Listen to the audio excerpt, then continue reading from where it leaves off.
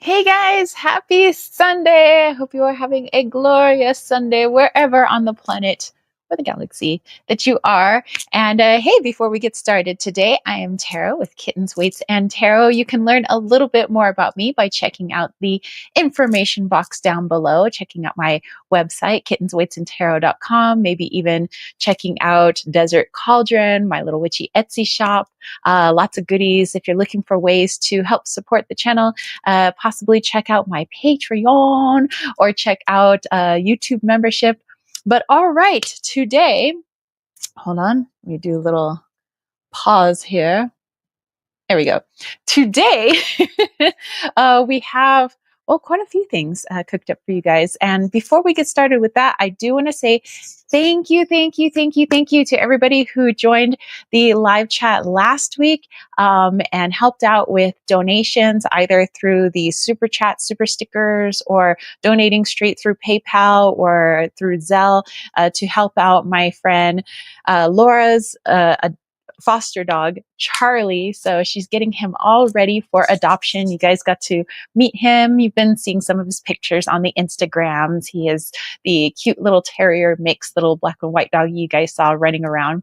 But yeah, we are pet sitting at the moment. She's gone for a couple of weeks. So we have her dogs, Liam and Vader, and of course, Charlie. And she has another dog named Inky, but Inky is with her. So, but she'll be back. And for now, I get to play with doggos all day. So it's been fun. But thank you again for everybody who donated last week because Charlie has met his goal, which means that he's going to get everything he needs to become adoption ready. So that was pretty freaking awesome. My friend Laura was like, "Oh my gosh, like, wow!" She was so overjoyed, and yeah, it was awesome. So thank you guys so very much.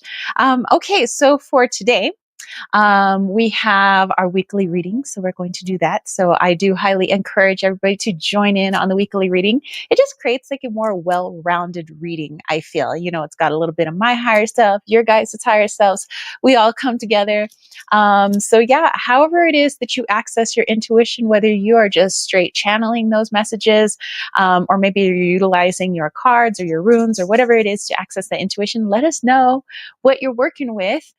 So yeah, we will get into that. That'll be our first thing of the morning. And then afterwards, we're going to get into what you guys voted on the poll. So I have a poll that I post every Thursday, just kind of asking the public and my Patreon members and my YouTube members, what do you want to see during the Sunday live chat? And it was pretty close between two topics, but then one topic just kind of got pushed ahead due to those Patreon votes and those YouTube member votes. So if you would like to get a little extra advantage, get some extra votes in, then maybe try checking out Patreon or YouTube membership because they do get those extra votes to kind of help push what they want to see during the Sunday live chat. So the topics that were kind of neck and neck for a while was the object, the third recognized object that has come into our solar system from what appears to be deep space. And some people are thinking that it's just a comet. Some people believe that it could be a craft. Some people are believing that it is symbolic of something else. And so there was that was a pretty popular voted on topic. And then there was the channeling of Jeffrey Epstein. So it was Epstein that ended up winning in the votes, channeling of that. I'm not sure what is going to come through with that. I'm not sure if we're going to get his ego, his higher self, a being that has more answers. I don't know. But we're going to get to that in a moment. Like I said, we'll do our weekly reading first, then we'll get into that channeling. Afterwards, we'll do super chats and super stickers. So anybody who's looking for a more personalized reading, you want a little card pull, I wouldn't mind doing that. Of course, if you're looking for like bigger readings and maybe you don't want the whole interwebs in on it, then check out my website, kittensweightsandtarot.com. I have a plethora of readings on there. And lately, people have really been gravitating towards my contumancy readings, which are my seashell readings, could be because it's summer, but also my Lenormand readings. So definitely check that out. And and I also do one-on-one channelings. So if you like what you see in my channeling videos and you want something like that for yourself personally, maybe connecting to a being that you've always wanted to talk to, or maybe just to your higher self. We could always set that up. Let's see. So after super chat, super stickers, then we have our channeled guided meditation. So kind of leaving on some healing. Alrighty. So let's see. We have Riley in today, our mighty, mighty moderator. Says, good morning, everyone. And Manda says, good morning. Beautiful. Angela is also here. Duality Tales says, hey, you look great. Well, thank you. Thank you. I was really feeling into my Pacific Islander roots today. So, all right. Okay. So, like I said, we will do weekly reading first. So, yeah, let me know what you guys are working with. And hey, if you have anything to report from this past week, like some great downloads that you got, perhaps some new type of meditation or shadow work that you've been working on, or maybe you had some fun events. Maybe you just like chillaxed to Netflix, that's cool too. So let us know what you were up to this past week. I have my little sunny sipper here. I call this Serenity. Get it? It's Serenity TT. Anyway, since it is about that time for the colder brews, not so much my hot brews, because it has been a little warm, but not too hot up here in the mountains. But anyway, I put the recipe up on my Instagram. If you have the Instagrams, I put it into my stories. But this is so fragrant. Like, it smells good. So sometimes I just want to huff my tea. It smells good, you guys. But basically, I'm working with a new herb called osmanthus flower. And it actually smells a little bit like peaches, which is pretty cool. It's a beautiful yellow flower. So I put a little bit of osmanthus in there. I put cinnamon, linden flower, hawthorn leaf, lemongrass, elderberry. What else did I put in there? That might have been it, I think. Let me think about this. I put a lot of herbs in there, but I think that's the bulk of the herbs. Yeah. Okay.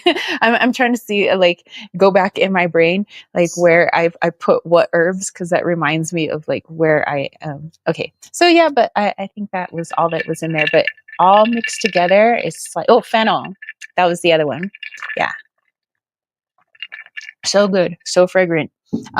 Really good for the cardiovascular system, musculoskeletal system, and the nervous system. So if you're looking to just relax a bit, this is really good. So basically what I did was I got one of those ginormous mason jars. I put all the herbs in there. And then I put a bunch of water and let it sit overnight.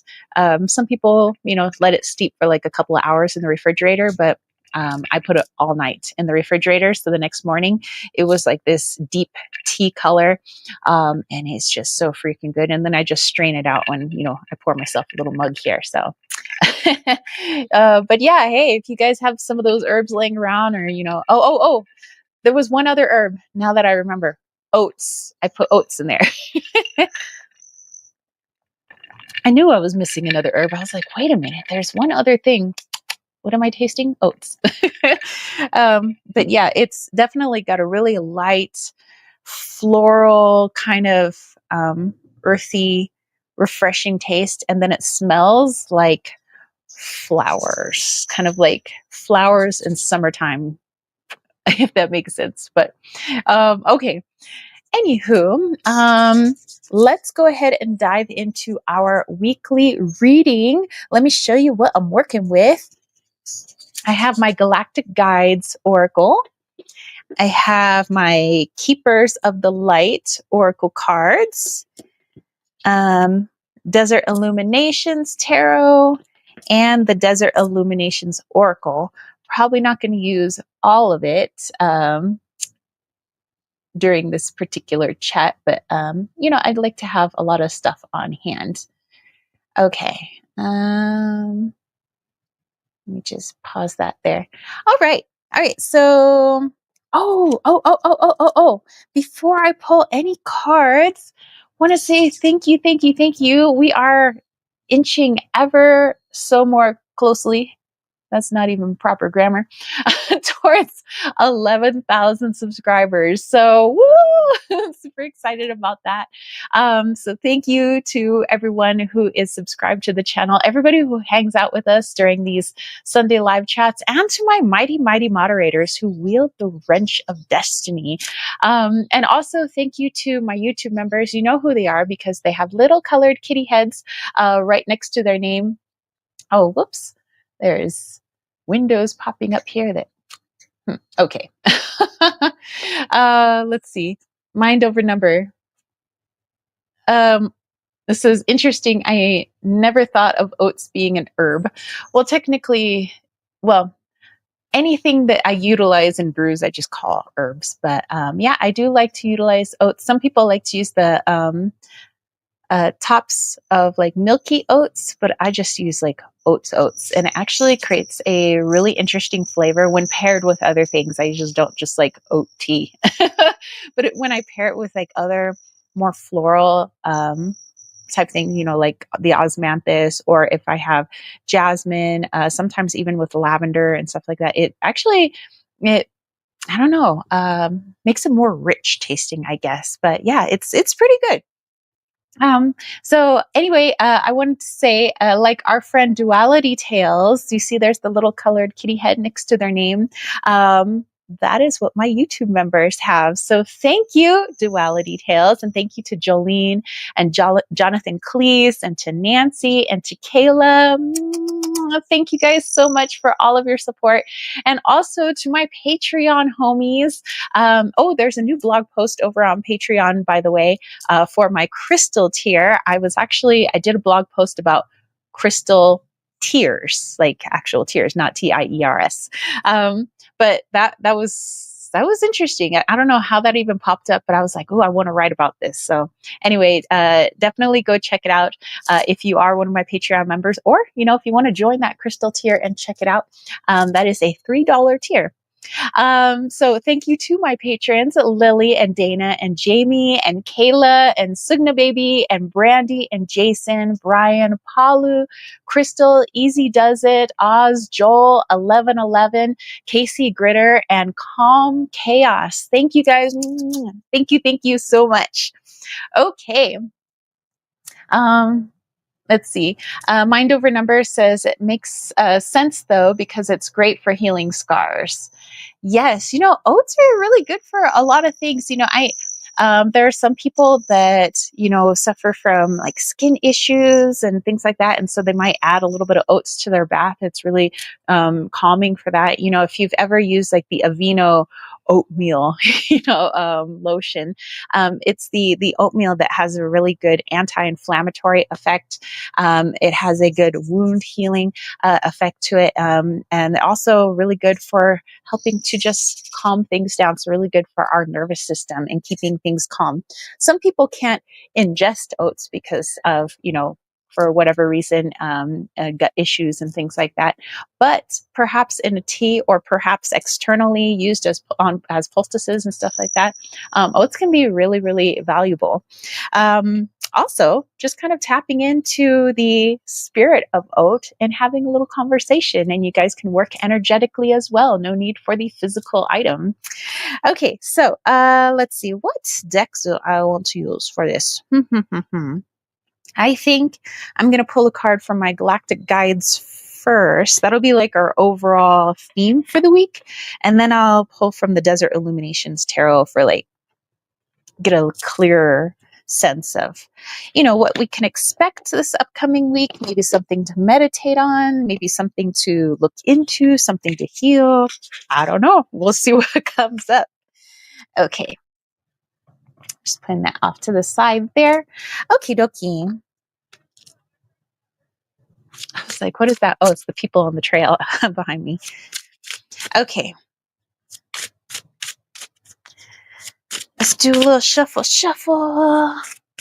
What do we got going on this upcoming week? I mean, we just had our full moon in Cappy. Capricorn, also known as the buck moon. So let me know how that went for you guys. For me, I usually have trouble sleeping around times of the full moon. I have kind of a restless sleep, like leading up to the full moon, and then like for a few days after the full moon. My dreams get way more intense. But other than that, I felt it was a pretty good moon. Had some good meditations with it. Okay, let me pull a few cards from here. I haven't looked at them yet. I have it face down. But we'll see what we got here. 1, 2. Let's pull numero tres. Okay. Looks fantastico. Hold on. Get in your box. You know you want to get in your box.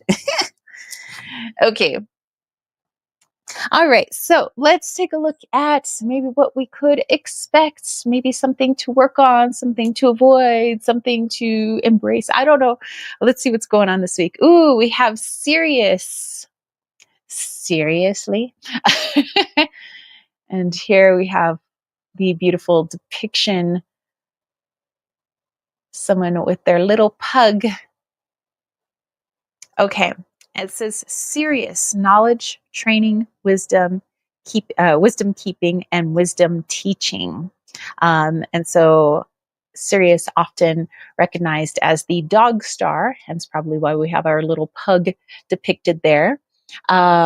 Intuitive stretch is here. What's up? All right, so let's have a little look in. And by the way, if we look at what's on the watch, it says that it's 8:08.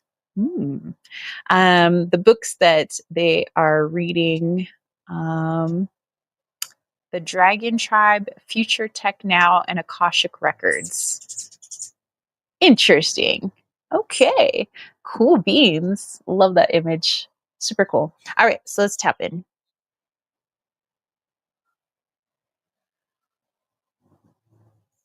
And interesting, as I tap in, wow, for some reason, I can hear so clearly the animal shelter that is just down the way over there. It's like less than a mile away. But I normally don't hear them that loud. Like it's a cacophony of like dogs barking. So that's so interesting, going on with the Sirius card here. Wow. Wow. Okay. Okay, so let me tap in.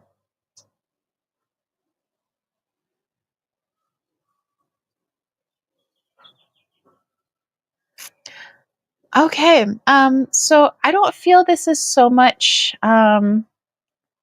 something for us to like avoid or embrace, but more something to meditate on, perhaps an energy to tap into, is the banding together and raising your voice this upcoming week. So it could be, obviously this is a collective thing, but the way it presents itself in our individual lives may be different. It could be very indeed, it could be a group of people banding together and raising their voices. It could be going into meditation and connecting with the collective and speaking up, utilizing that throat chakra. Throat chakra has been coming up a lot the past couple of weeks. I feel maybe not just for me personally, but, in the collective sense, where there's often an underutilization of people's throat chakra. Sometimes we bite our tongue or we hold back, not only in speaking our truth with others, but sometimes in speaking our truth with ourselves. Sometimes we don't want to go into the realm of, my dreams, my daydreams, what I feel in my heart, because I feel like I'm just not ready to work with that right now because I have this and this going on, and then the ego takes over, our brain takes over, and we say, this makes more logical sense. And so we end up shutting down our own internal throat chakra, of how we speak to ourselves and what we say is possible for ourselves, what we say is impossible for ourselves. But I feel like this really banding it together and really utilizing that throat chakra this week. So whether again you're coming together with a group of people, maybe you're just coming together with family, maybe you're coming together with the collective consciousness, but this is about raising your voice, letting your heart shine. The way we let our heart shine is not only through our actions, but through our voice as well. Again, through that internal dialogue, just as much as our external dialogue. So perhaps just kind of paying attention to that this week, or, finding some time to tap into that, to meditate on it. What does that mean for you? What is, when you tap into your own throat chakra, what comes up for you? Do you feel tightness? Do you feel it relaxed and open? Do you feel like you just want to burst out into song? Do you feel like you want to scream into a pillow? Do you feel like you want to keep quiet, afraid that other people might hear you? Maybe don't want to talk too loud. What are some things that come to mind? What pops up for you when you tap into that throat chakra? And also, when we talk about coming together, what is the first thing that pops up into your mind? So in your own intuition, are you seeing the collective consciousness? Are you seeing banding together with my own higher self? Is it banding together with your friends, with your family? So like I said, it might present itself in different aspects this week. So I don't want to say like, oh, for everybody, it's going to look just like this, but more, this is an energy that we're all feeling, but it's felt in different ways. So that's why the message is to tap into it for yourself when we talk about throat chakra, and when we talk about coming together, and when we talk about raising one's voice, speaking one's truth. So that's definitely a big thing that's coming up for us this week. And we can thank Sirius. We can thank the physical dogs that we have here, on this planet that teach us so much. Everything is a mirror, everything is a teacher as much as it is a student, just like ourselves. And so this week we are tapping into that serious energy, but as well as that canine dog energy, physical dog energy. They like to speak up. All right. So let's see what we have going on here. And Tuda Stretch says, I'm Syrian and I'm having coffee in bed with my fur baby. Well, that's perfect. I love that. How apropos. And Tuda Stretch says, what up, baby girl? Hey, hey. Hope you're having a lovely, lovely Sunday. Peg Shields is here. What up, Peg? Says, hola, happy Sunday fun day. Same to you, my friend. Marinus says, good evening, Tara and everyone. Well, hello, hello. Says, finally, I can catch up with you online again. Sending the most positive vibes right back at you. Intuitive Stretch says, the bird in the background cawing. Man, the birds are going crazy. There's hummingbird wars going on. I think they're mostly upset because I literally just put out crack water for them, their sugar water. Like a few days ago, it's all gone. I mean, there's a little bit left in that one, and I think that's what they're fighting over right now. But after this chat, I will make them more of their crack water. But yes, there's also the ravens that are flying around. We have the vultures that have been circling over the creek over there because, well, perhaps there's something that they're working their little cleanup crew skills with. Hey, everybody. John is here. What up, John? And Peg says, good to see you, John. All right. So I pulled 3 clarifier cards, or just other things that we need to know for this upcoming week, from my Desert Illuminations Tarot. So let's take a look at those now. We have the 8 of Pentacles. I thought I'd bring in a little desert alien action with you guys. I thought that would be a lot of fun. All right. So we have our 8 of Pentacles. We have the King of Chiles. Rey de Chiles. And we have the 9 of Pentacles. Okay, so let's put all of these together. Coming together. John says, I feel seen. You are seen, my friend.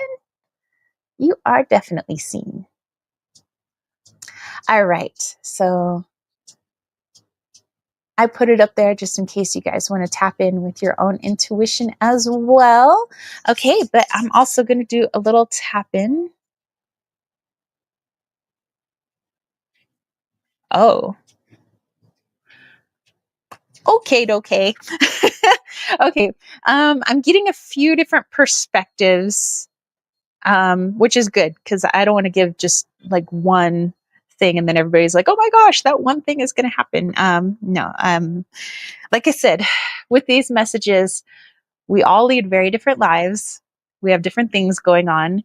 And so, although there might be something going on in the collective, how it's represented, how it shows up in our lives could be vastly different. So, I always hate to do this is going to happen for all of us, because it could be this thing happens just for me in my life this week, and it may not be exactly that way for you guys.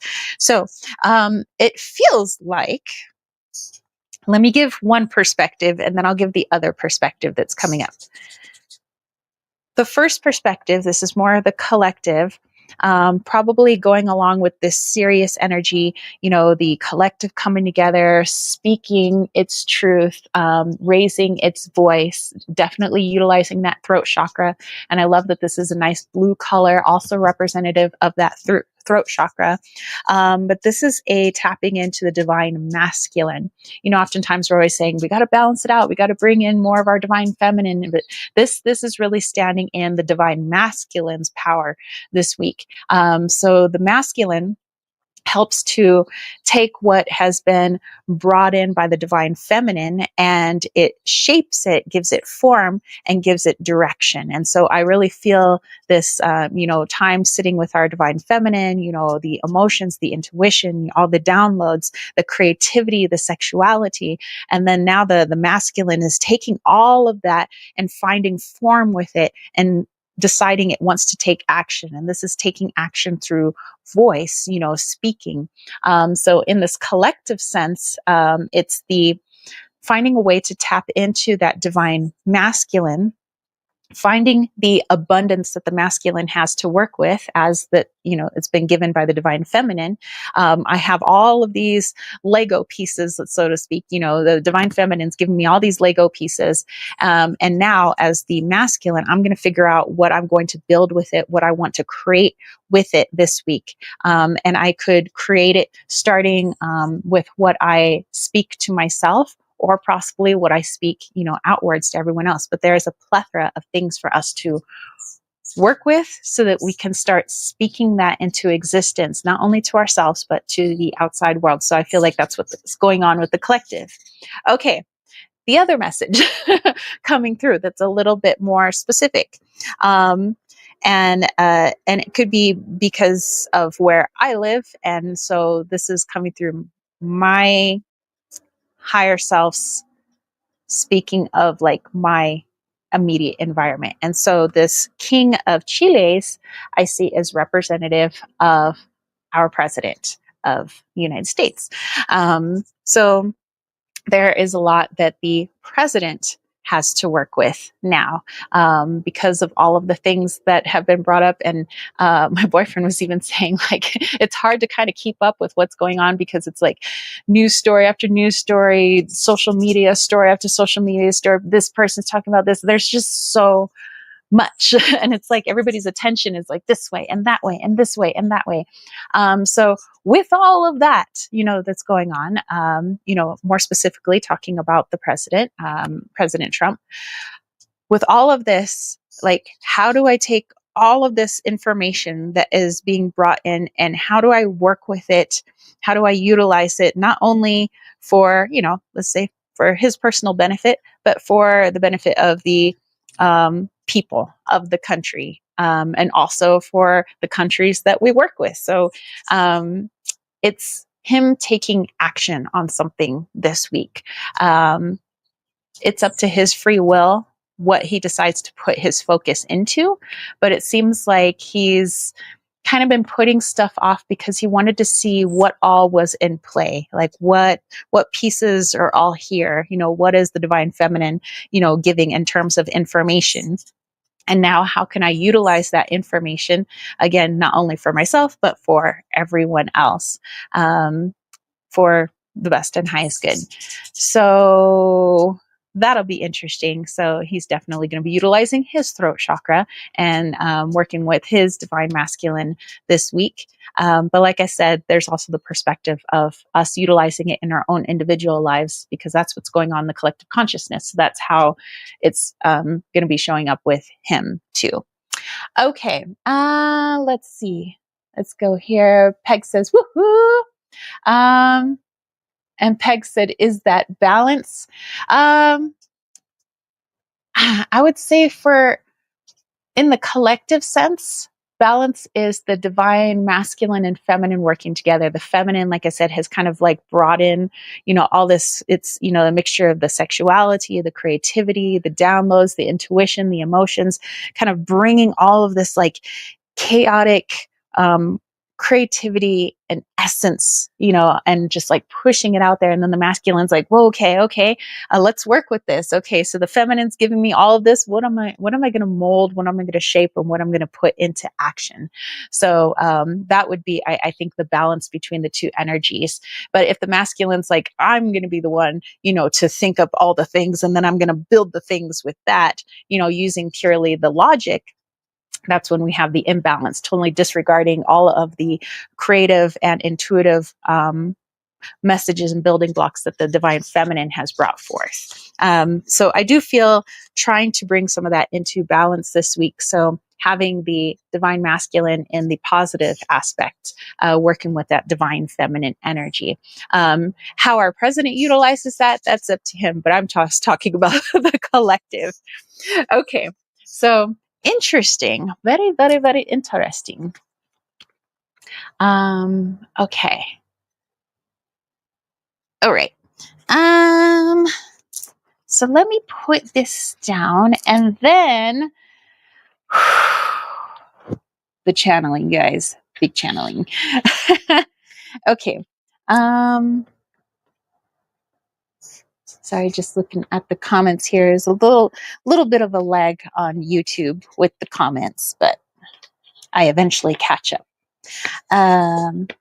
Okay, so like I said, on the Thursday poll, I asked what you guys wanted to see during today's live chat, and counting my Patreon members, YouTube members, and the general public, it was pushed forward that people wanted to get a channeling of Jeffrey Epstein.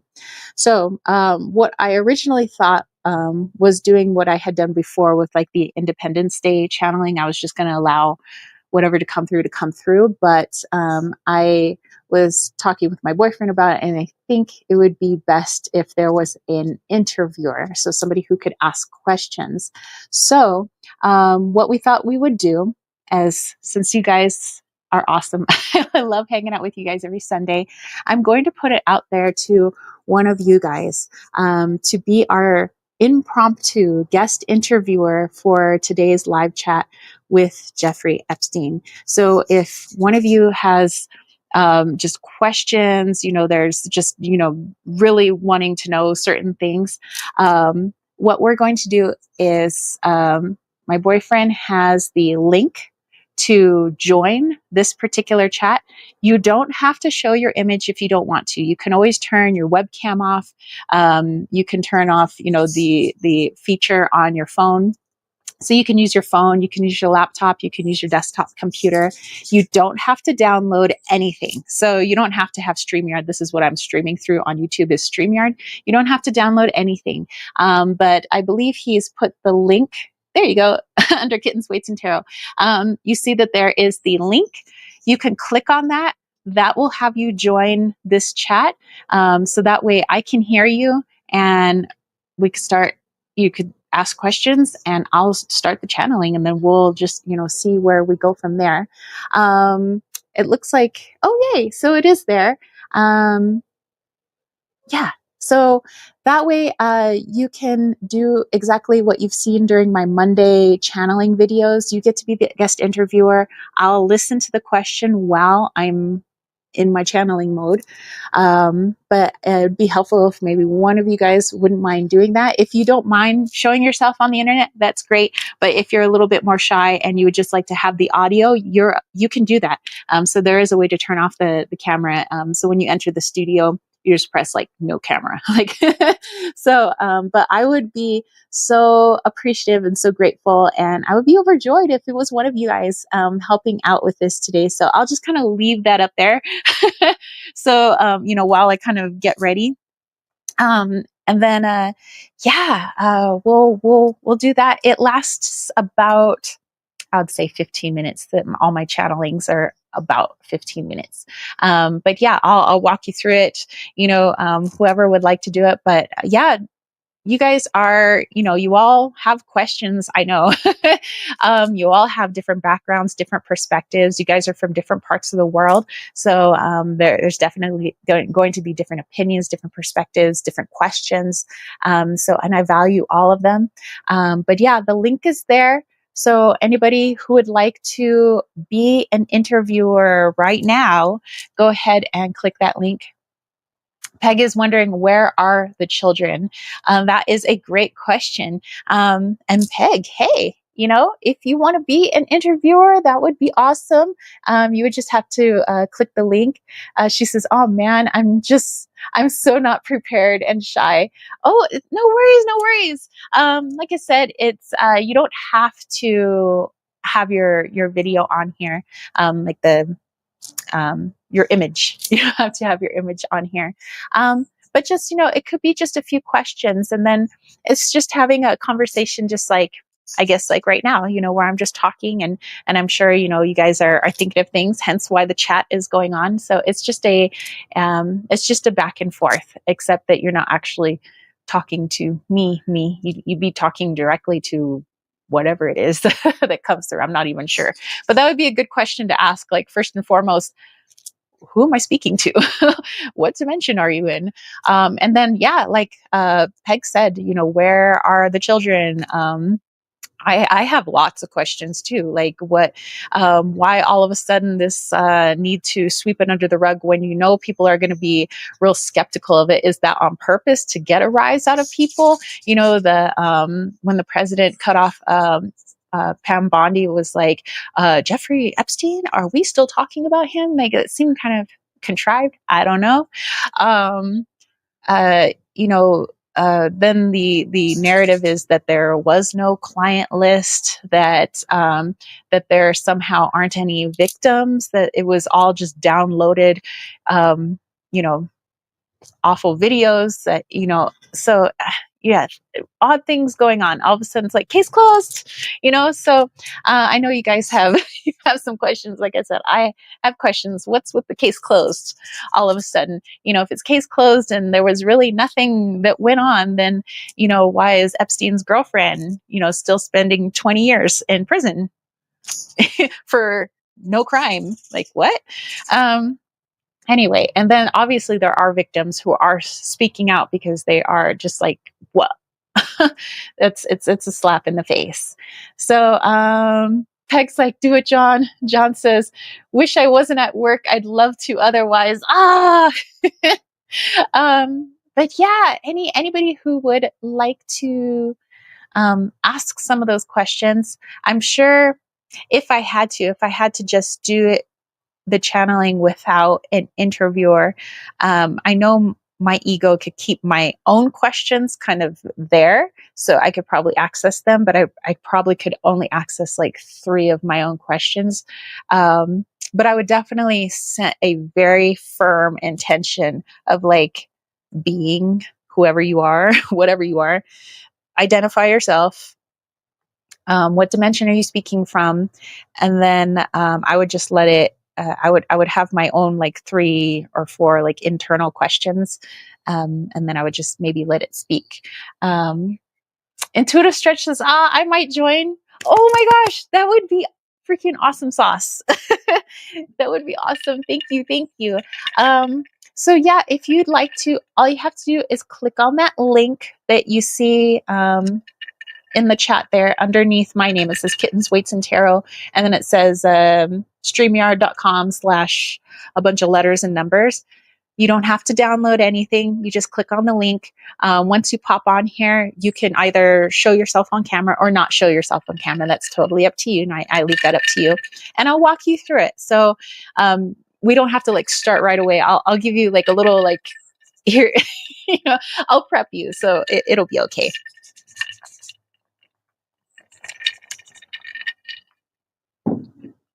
Duality tells us I would, but I don't want to mess around with forces I don't understand. It's, I would say definitely when I have my guest interviewers, it's setting the intention for themselves as well that their questions and whatever comes through is for the best and highest good. You definitely want to get yourself nice and grounded. That's what I try to do. Hence why I'm like sipping on my tea right now. This is a really grounding tea, my Serenity.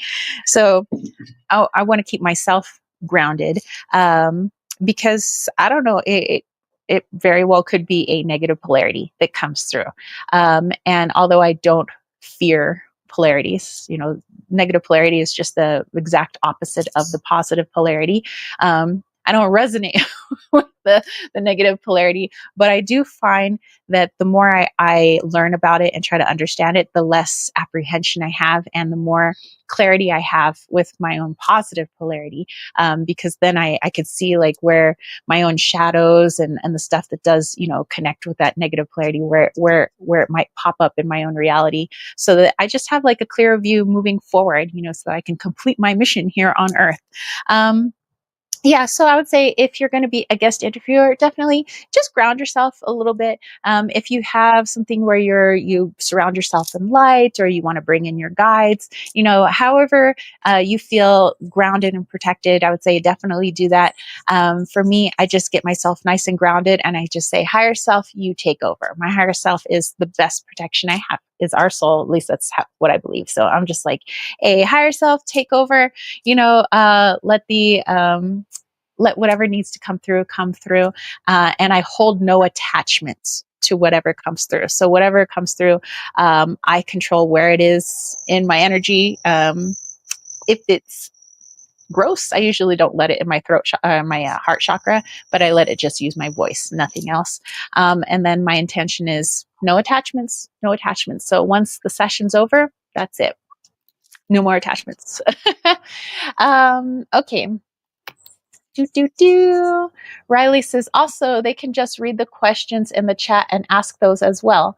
Oh yeah, hey, that's a great thing. That's right, because you can see the chat and I can't see the chat when I'm channeling. So yeah, if you get stuck as an interviewer, just look at the questions that our friends have here in the chat, and they'll definitely help out. Intuitive Stretch says, this goes along with the tarot message of speaking for me. Wow, nice. Says, okay, signing on. Yay. Sarah Lee says, hey, is James still doing the questions for upcoming videos, or is it just the interviewer? Loving it though. James is not asking questions anymore. He has actually gone back home to the Bay Area in California. But I have loved being able to have all these guest interviewers, all these, you know, different backgrounds, different perspectives. I think it's been wonderful. So I appreciate all of my guest interviewers and the person that's going to be a guest interviewer today. So thank you. Thank you. Although, yes, I do believe that James had wonderful questions as well. And I appreciate all the videos that we got to do together, you know, asking those questions. And, but I appreciate you guys as well, too. So I think it's good. I think it's a good change. Duality Tale says, what if it causes more chaos than good? That's always my intention with all my videos, is that, or my channelings, I should say, is that it's meant to put information out there so that we could utilize our own intuition to discern what we resonate with, what we don't, and how we can utilize it for our own healing. That's always been my intention, even with like negative polarities that come through. And sometimes they blah, blah, blah, they just, they talk trash, but it's like cutting through the trash and being like, okay, so, sometimes that's our shadow voice speaking. It talks trash, just like sometimes these negative polarities do. And so it's easier to discern, when it's like, you know what? That's just my ego talking. It's not my heart talking. And that's what I love about the negative polarity is they love to talk, and they just let it all hang out there. And it makes it so easy for us to be able to recognize it then in our own daily lives. So, let's see. Intuitive Stretch says yes. Peg says yippee. All right. All right. We have Intuitive Stretch here. I'm going to put you in. Okay. Going to grab laptop charger. Oops. Hold on. Okay. Let me move out of there. Okay. So Intuitive Stretch isn't. Okay. So you know what? I'm going to take my microphone off because I noticed I can't hear so well when mic is in. Okay. So Intuitive Stretch, when you're ready, just let me see. Do a little test. Hello, hello. Testing, testing. Hello, hello, everybody. Hey, I can hear you just fine. Yay! Yeah. How are you? This I'm is going great. to be I'm so so awesome. excited. I'm so grateful for this opportunity. It's funny because if you were here earlier in the reading, you guys, you know that Tara was pulling cards. Um, Mm. and one of the messages was the Syrian message. And I know that I am Syrian, an aspect of me is. And I've been wanting to interview you for so long. So this is cool. This is a great opportunity. So here it is. The universe is like, yeah, girl, let's go right now. They're like, you got the card, you got the messages, like, here you go. All right. That's awesome. Okay, so let me hold on, let me just get myself situated here. Okay, so um definitely I would say, whatever you do to feel grounded, to feel, secure, set your intentions, light bubble, whatever you got to do that. Okay. It takes me a few moments to tap in, as you know. So if you want to talk while I'm doing that, you could, introduce yourself to maybe people who don't know you so well in the chat, or, people that will watch the replay. If you have a social media that you want people to look into, you could do that. Or maybe you have a spiritual business you want people to check out. You can always talk about that. Or instead, you could just talk about what you know so far about this whole Epstein issue, or maybe questions that you have. And then when I'm ready, I'll say, okay. And then that's the last you kind of hear from me for a little bit. Do you have like a watch or a timer nearby? I can put one on for sure. Okay. I would say try to keep the channeling to like 15 minutes. So when you get to about the 15-minute mark, um, maybe ask one more question, or you can even ask the energy or whatever it is that we end up speaking to. Say, do you have any last words, like any last things that you want to share with us? And that way, that'll be like the signal to kind of close it out. And then you're more than welcome to stay on, and we can like chit chat about whatever it is that I can remember and whatever it is that you got out of it. But yeah, so. Amazing. Thank you so much for doing this for us, Tara. Well, and thank you. I am so grateful that you are going to be asking questions. This is awesome. Thank you. Okay. So I'm going to have a bit of my Serenity here, and then I'll drop in. So give me just a moment. Well, hello, everybody. Happy that you can drop on in. Hope that you're having a lovely day wherever you are. Feel free to leave any questions that you have in the chat box below as Tara goes in and connects. Would love to read your messages, even if they're just words of encouragement, holding down the light, grounding, or if they're questions for the actual interview today. I will try to get to everybody's questions for sure, and feel free to ask more than one. We don't know who exactly Tara is going to be connecting with today. We are open to receive the messages that are going to align with the questions that we have, and whatever energy can provide the most aligned answers for that.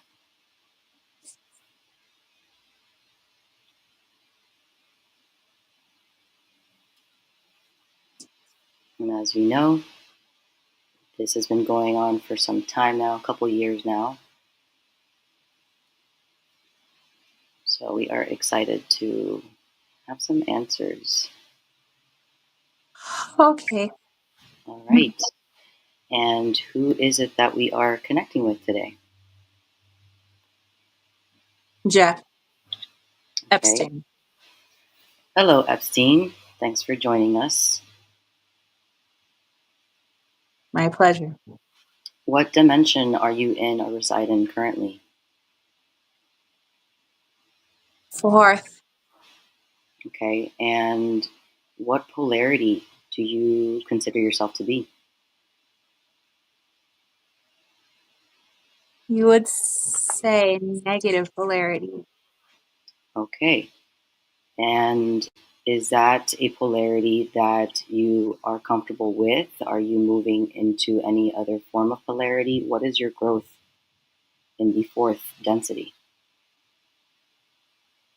I'm looking to understand the positive polarity, having embraced negative polarity on my time on Earth. I wish to understand the other side, as they say. Do I you want to feel into it. okay? Do you feel that your time on Earth was contributing to that lesson in any way? Was there anything on Earth that contributed to that growth or development?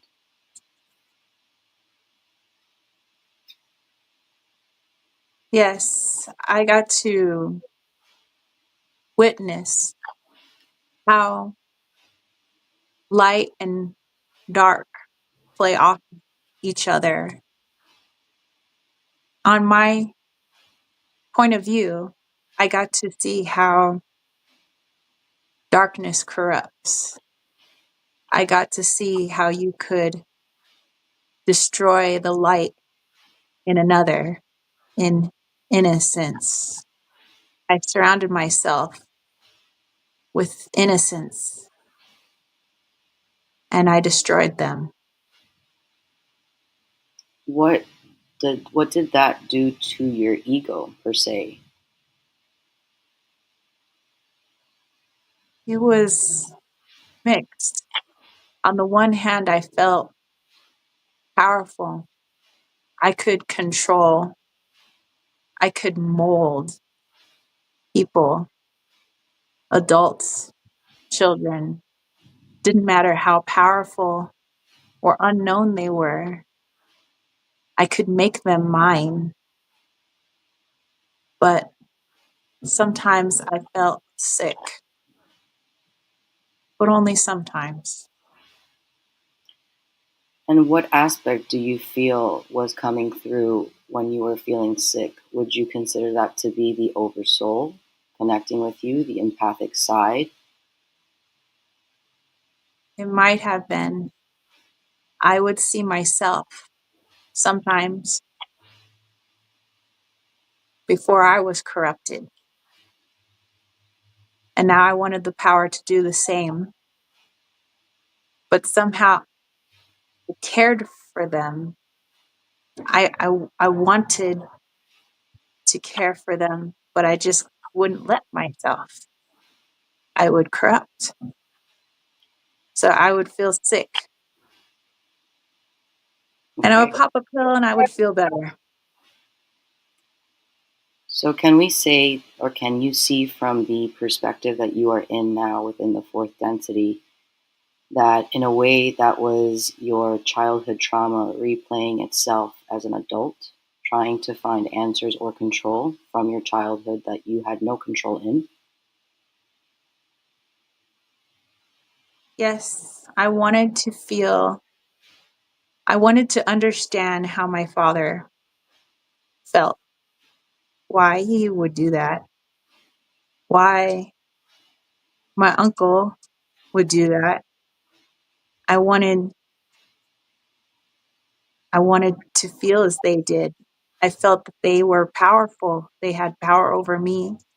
I wanted to feel that same power, that same satisfaction, but I'd never fully got that satisfaction. Okay. And assuming that you're in the fourth density, is that your ego? Is that your consciousness? Is that really where you reside as a soul? And did you really cross over, as we say? I have crossed over, yes, but you're speaking to my humanness just as much as my soul, but perhaps a little bit more of my humanness than my soul. But both are here in the fourth. Okay. So we have a couple of questions with what is going on now. I'm not sure if you are familiar with your case and how much it's expanded and how much awareness uh, it's really brought to the general public. Are you aware? Yes, it wasn't meant to be that way. Nobody was meant, you, the public, were not meant to know. I'm sure. So, of course, there are questions that we have, and we'd like the answers to them with also considering the protection of the individuals who are here asking and answering these questions for you, and also anyone I'm sure associated to you. But we do want the answers because we are a group of people who do want to bring justice overall. I So, my understand. thank you for understanding. Thank you for answering these questions. So, my first question here that we have is, where is the client list? It wasn't something that I had written down on a piece of paper. That's what you're asking. It was something that was more encrypted that I could take with me depending on what computer I was on so that it could not be tracked.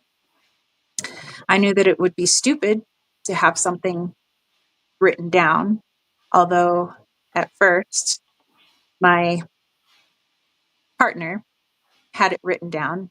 I burned it. We put it in an encrypted file that you could move from computer to computer, but it's not a jump drive. It's password encrypted, and you can access it no matter where you are in the world. I see. So there are a couple of mediums, psychics, channelers who have tapped into this, and I'd like for clarity on this. Some of them say that the client list was more so a list that would change often, not necessarily a list of your membership, so to speak, but just kind of like a day to day, like a check in type of list, checking them in for whatever service they were coming in for. Is that the kind of list that you held, or was it more of like a membership? There would be, I suppose you could say, two spreadsheets. Spreadsheet number one would be more, it would look more like an address book, like a phone number book. You have a list of names, you have their phone numbers, and I have a keyword that helps me to remember a little something about that person, how I work with that person, although a lot of it was kept in my head. My head is a steel trap. The second spreadsheet is more akin to what you're referring to, a day to day protocol, but not necessarily for the day. It could be more for the month. We have, incoming flights. We have um, certain activities planned out for different individuals. And again, I was very careful about having that information out there for too long. Certain individuals pay me for their privacy, and I did keep it private. Um, Although certain other individuals paid me for the other person's privacy, if that was the game they were playing. So it was something that really only I would be able to understand, not even Maxwell. It was more for me. I could read what I have typed. I understand the keywords and I understand the color coding. But that spreadsheet would definitely change depending on the month, depending on the week. But that other spreadsheet with the list of numbers were not always clients in the way you might think, or the public might think they're my clients. They were just a list of people that I worked with. Okay.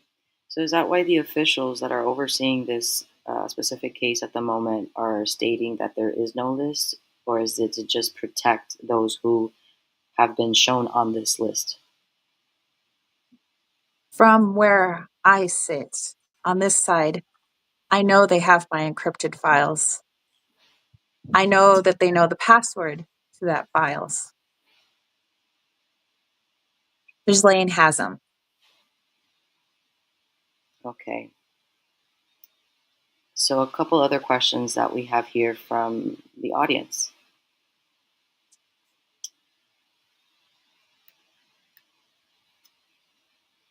Are you currently haunting anyone that did you wrong while you were on Earth?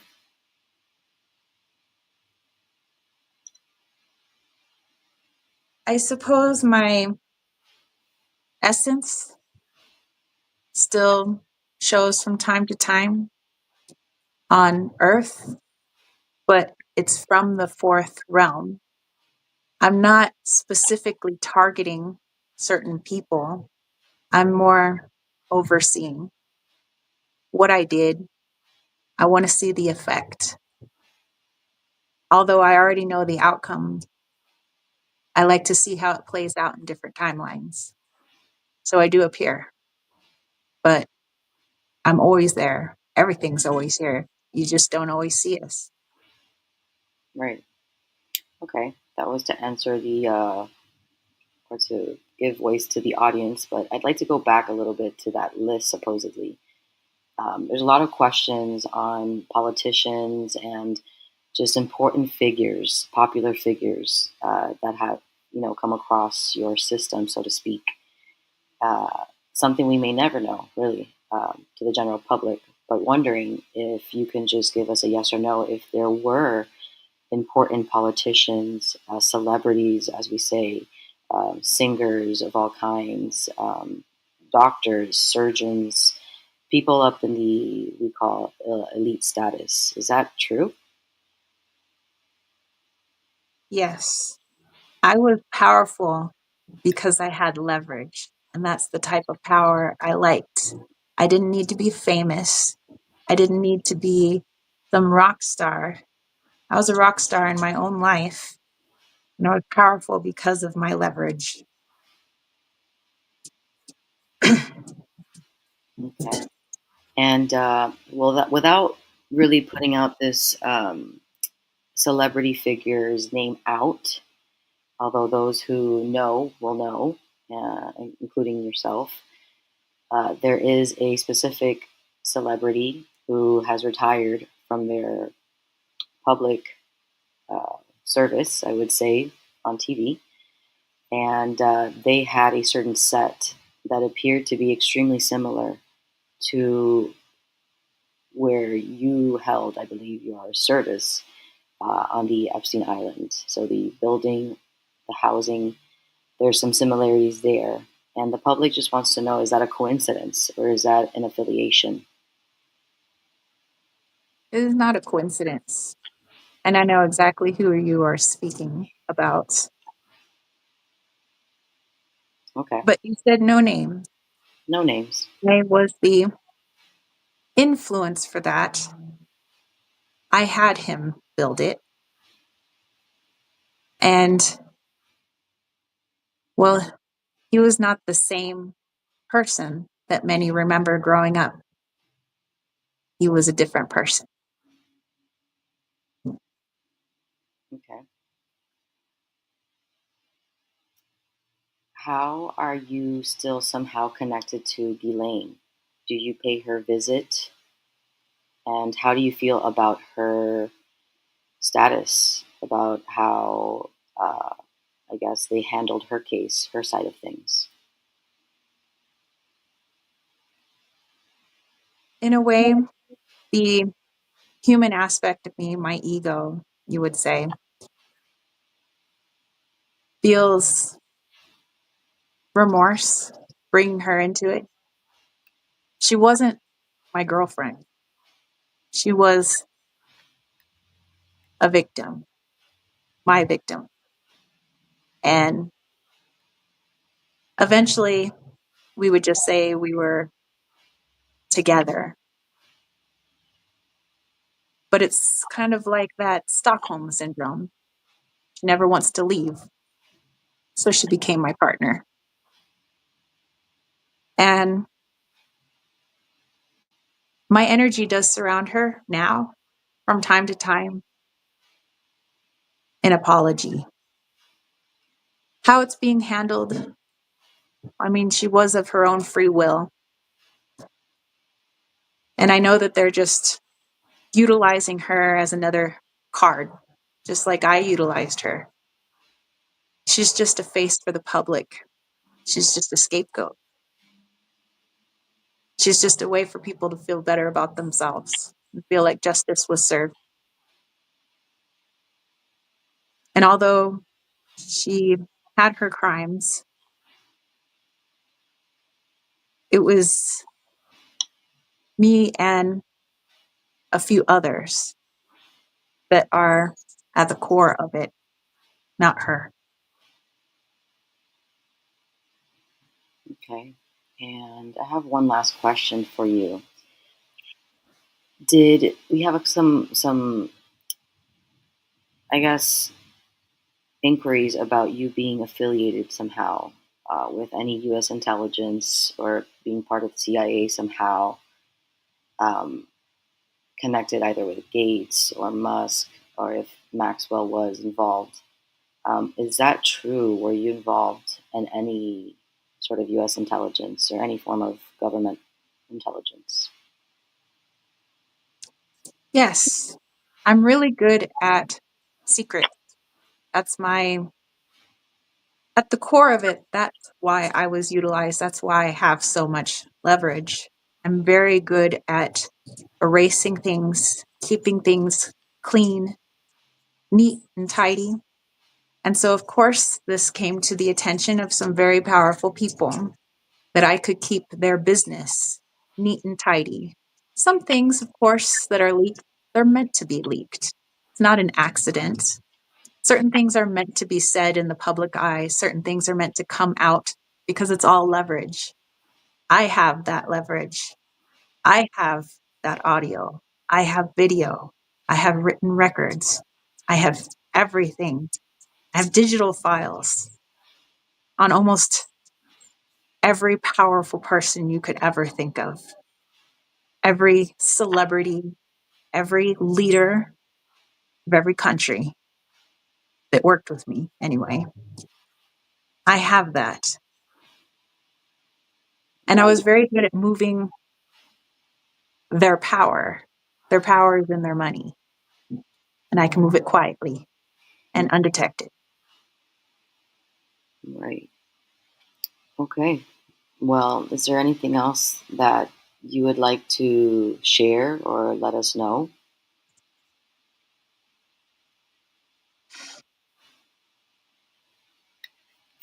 I do know what is being said now, the wanting to cover up what went on my island, on my laptop, my computers,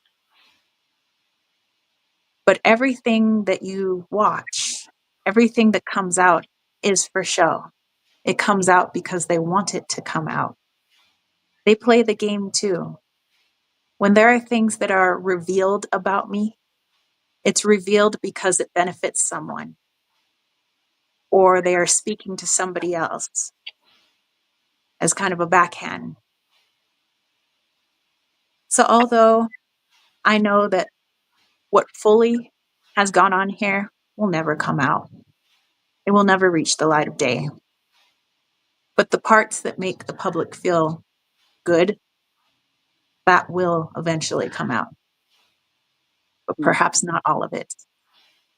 As my operation runs, it just doesn't need me anymore. Interesting. Well, we thank you for being here today and for taking the time, our time, to answer these questions. And we do wish you light and love on your path. May you continue to find the positive polarity, as we say. Thank you.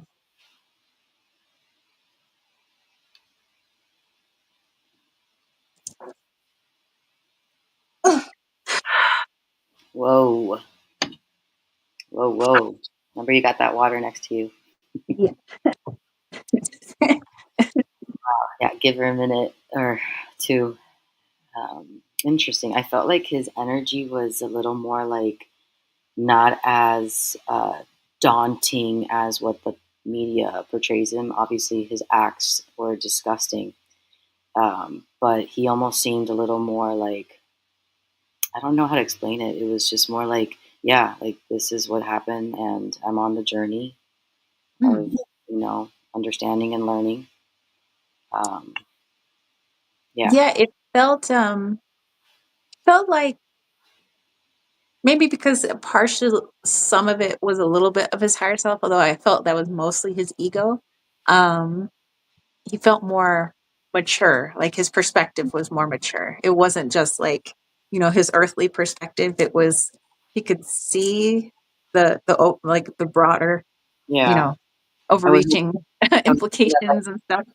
yeah, I was hoping that like by telling him like giving him perspective, like that what you did on Earth was an opportunity for you to just like grow from your childhood, but instead you were just repeating the same patterns and Mm. speak.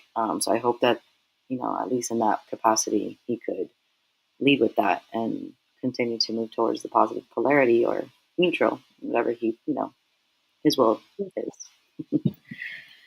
Yeah, it was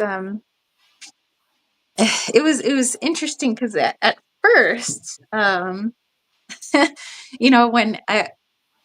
when I channel and I'm calling something in my mind's eye, I'll see it as something. Either it's just a light or a color, or sometimes I see like an actual like being, through my perspective. And it was like he was here and he had, squatted down so he could be at my level because I'm sitting on the porch right now. Um, and he was just wearing like this button up kind of like Hawaiian type looking shirt. Like he looked real casual, like he was like, going on vacation, but he was like really creepy. Sure. Where he was like trying to be nice, but in a creepy Oh yeah, guy kind of way. yeah, yeah. And I was kind of like, and then it was like, okay, well, you're just gonna get my voice then. Like that's Right. all you get. Interesting. Um, yeah, so he came in as like a real creepster. But I think with whatever questions that you were asking, kind of got him out of his like full on ego and got him like, a little bit more broad in that perspective. So I think that helped because he Because was in honestly, full on creeper mode. yeah, I actually felt that a little bit energetically. Not gonna lie, at first I was fine entering the chat with you, and then when he came on, I kind of felt a little more like the shakes kind of came in, like the Yeah. jittery, and then I kind of set up tall, and I grounded Mhm. my energy, and then that's when I said, like no, no, So I guess doing that, it was kind of like that barrier of like, listen, we're just gonna have a conversation. You're gonna sit over there. Mhm. You're gonna Yeah. listen to the questions, and if you're here already, just answer them. That's it. So Yeah. I'm It glad to was hear like, that. you That's really get, what it's about. yeah, it was like, you get my throat chakra and that's Yes. all. That's all, Yeah. buddy. You don't know nowhere else. Right. Sarah, thank you so much for doing this. You're such a queen, and we so appreciate you doing this in such a light and loving way. Much success and much love and light to your channel as well and to your branding. And I'm so grateful to have done this with you and for this to have been my very first interview with any channeler, really. This is something that Intuitive Stretch really wants to do to give voice in this capacity. So I'm so grateful that it was you, my friend, and hopefully continue to do this in the future, Well, thank you, thank you, thank you, thank you so much. I am so grateful to you for popping on here. And although I don't quite remember your questions, I do feel your energy just as much as I feel the energy that pops in. And I felt that your energy was very good at like keeping things focused. Like it felt strong. It felt like we're not going down whatever direction the negative Right. polarity portion of him wanted to go. It was like, no, like we're keeping it here, we're keeping it in this more broad perspective, and trying to understand things. And I felt that, and I appreciate that, because I know that he so easily he wanted to Mhm. wanted to be the embodiment of how we see Jeffrey Epstein. But it kept him more in the 4D, like, and remembering that, hey, you're in the 4D now. You're not in 3D Right. anymore. Right. Okay, cool. Great. Thank you so much for that feedback. So Yay. And thank you so much. if anyone has any questions or anything for you, they can leave them down in the comment section below, right? Make sure that Yeah. they're subscribed. Make sure they give this a like if they really enjoyed this stuff because it tells us that you did enjoy it, and we'll make more like this. Yeah, and hey, if you guys would like a one-on-one in channeling, it's just like Intuitive Stretch just did, where they are the guest interviewer. They're just asking questions, and it's for with one-on-one, you can channel or higher self. It could be a being that you've always wanted to talk to. Somebody said, "Hey, one day, I want to talk to Elvis," and I was like, "Hey, we could always do that." But I truly appreciate my guest interviewers, especially Intuitive Stretch, who popped in impromptu. It was just, happened to be in the chat today, and I'm so so grateful that you came in. I think it was meant to be. So, For sure, Tara. One last question: if I would like to do this one more time with you in any other subject, or if anyone wants to do this, how do they go about it? you would just send me an email, tara@kittensweightsandtarot.com, and say, hi, I want to be a guest interviewer. Or maybe you have a particular topic like, hey, I want to be a guest interviewer and I want to do, I don't know, like Barack Obama, or, something like that. Okay. We could do that. Also, some people message me through DMs on Instagram at Kittens Weights and Tarot. But yeah, so there's a couple of ways to reach me if you're interested in being a guest interviewer. So Amazing. thank you so Reaching out. much. Thank you. Thanks, everybody. All right, and we will then go on into our super chats and super stickers. Yay! Thank you. All right. Whew. Yeah, so thank you so much to Intuitive Stretch. So thank you, fam. My first time. Yay. Riley said it was great. Thank you so much. Um, and, and Riley also said, Intuitive Stretch, thank you so much for helping out. Duality Tales. All right. So yes, going into super chats and super stickers. Duality Tales says they would like a message from the higher self. I would be more than happy to do that. Let's use the galactic guides for that. I think I'm like so into this deck right now. I've had this deck for a little while, but it's by Victoria Maxwell, and it's illustrated by Ellie Grant. I love it. I love all the images. Okay, so Duality Tales. Let's hear a message from the higher self. All right. And thank you, by the way, to everybody who was offering up questions during that channeling. You guys were amazing. I'll make sure to turn that into its own separate video. You know what? Maybe I will. Shoot, I have a video posted already for tomorrow. But I'll post this then the following Monday. So anybody who missed this live chat will at least be able to see the channeling. Tomorrow, the channeling topic is Sasquatch. That was actually chosen exclusively by my Patreon and YouTube members. That was one of their personal channelings that they get as part of Patreon and YouTube membership. So that's now getting released to you guys because they have now voted on another topic. And so that is in the works now. Maybe Intuitive Stretch could help out with that one. I wouldn't mind. Yeah, so Sasquatch. That was an interesting one. I loved that channeling. I mean, I like all my channelings, but I loved that one. I like the being that came through. Okay, so let me tap into Duality Tales.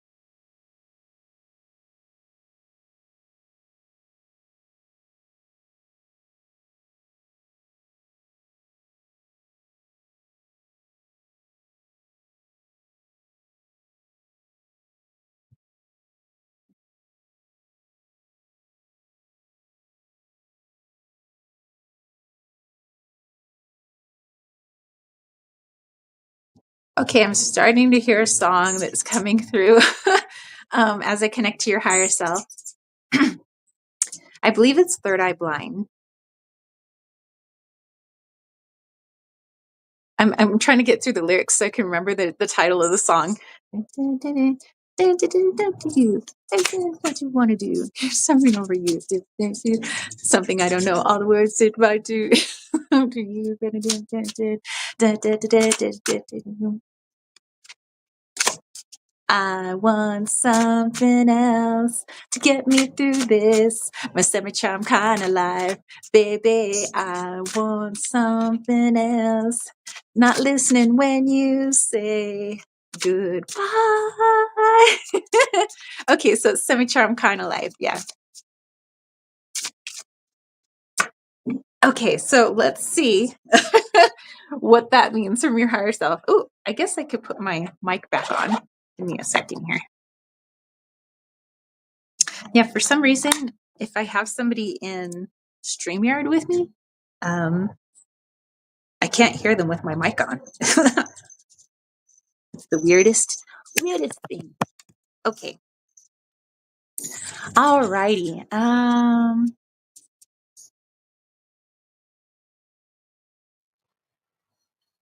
Okay.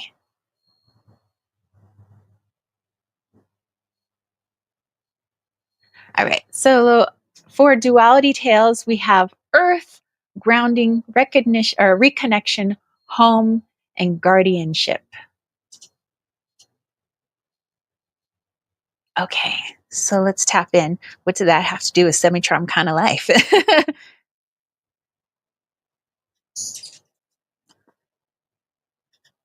Oh, okay. Okay. So Duality Tales, your higher self said that, and maybe at a conscious level, you've already been feeling this, but it's almost like feeling like a disconnection from self, from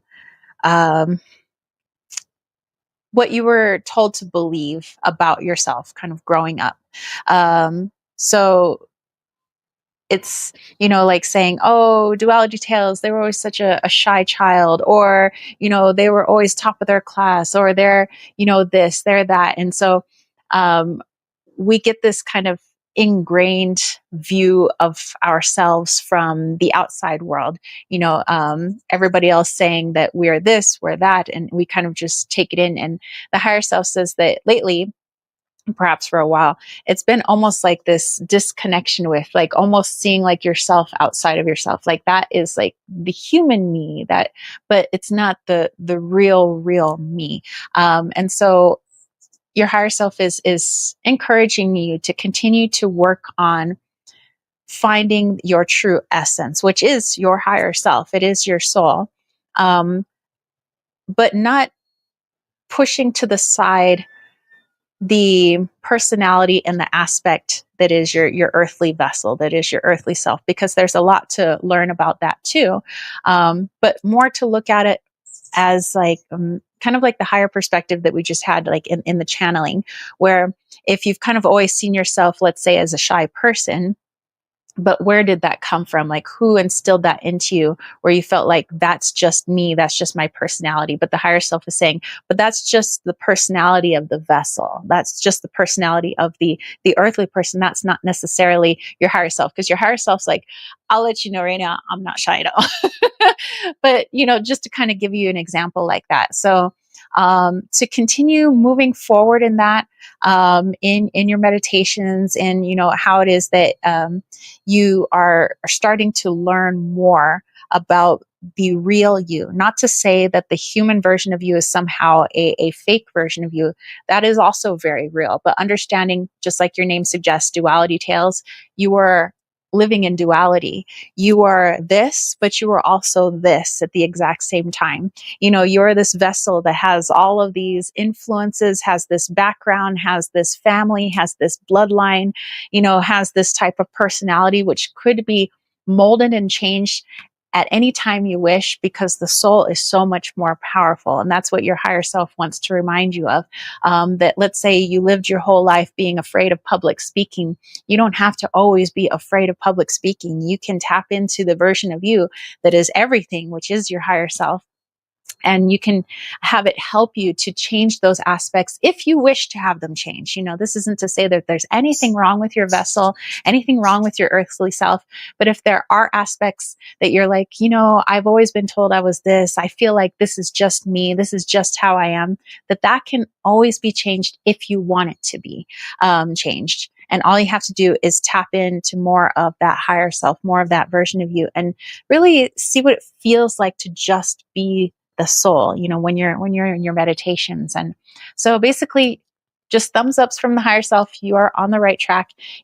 This question that you have coming in, although it could be scary at times, where it's like, whoa, when sometimes like we see ourselves apart from ourselves, we're like, whoa, that's just like the earth me, and I'm I'm not just that earth version of me. It's like, whoa, that's okay. This is all part of the process. And sometimes we feel angry, sometimes we feel sad when the ego feels kind of stripped away, but you're on the right track. You're doing good. Let's see. Let's go here. John was saying, yes, thank you all. If you did the reading, intuitive stress is yes. Put me in, coach.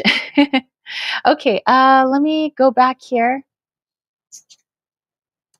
I know that there was stuff that I missed while I was channeling.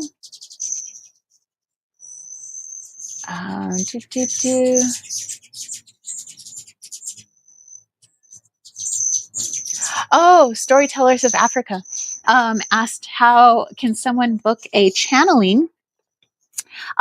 So if you go to my website, kittensweightsandtarot.com, the link is actually down below. You would go to my shop, just go into the onto the website, and then there's into the toolbar at the very top. You just click on shop, and then there will be a list. It'll say one-on-one channeling, and you can choose to have a 20-minute channeling, or you could choose to have a 40-minute channeling. Once you purchase it, I will email you and I'll let you know all the deets. Like, this is how we go about it. This is how we set up, we'll set up a day and time. So we can definitely do that. If you're wanting to be a guest interviewer, kind of like Intuitive Stretch had just did earlier, I would definitely love having a guest interviewer. We could do that.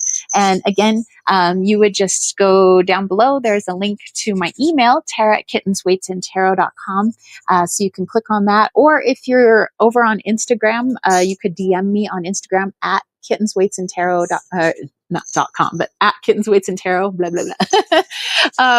Then you could say, hey, I want to be a guest interviewer. You might have a particular topic in mind. I might bring up a topic and say, hey, how does this topic, sound to you? And then, we would just kind of have a little chat about it. But yeah, if you wanted to have like a personal one-on-one channeling, how you go about it, it was going to my website, kittensweightsandtarot.com. So thank you. Wonderful question, by the way.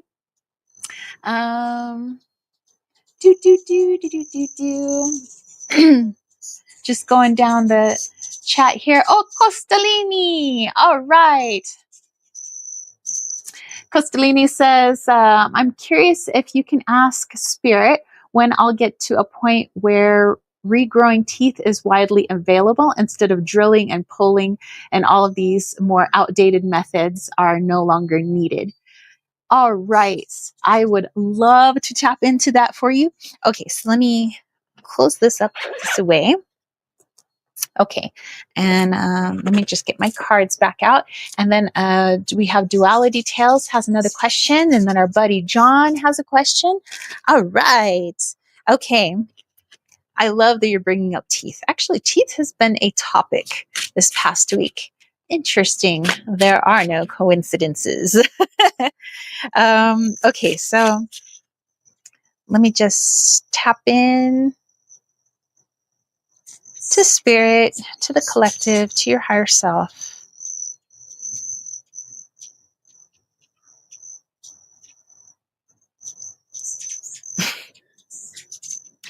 Wow. The song that started playing was Bye Bye Bye by NSYNC. You might think I'm crazy, but it ain't no lie, baby. Bye bye bye bye bye. Wow. Okay. So your higher self is all your higher selves have really good musical taste, I must say. Okay. Okay.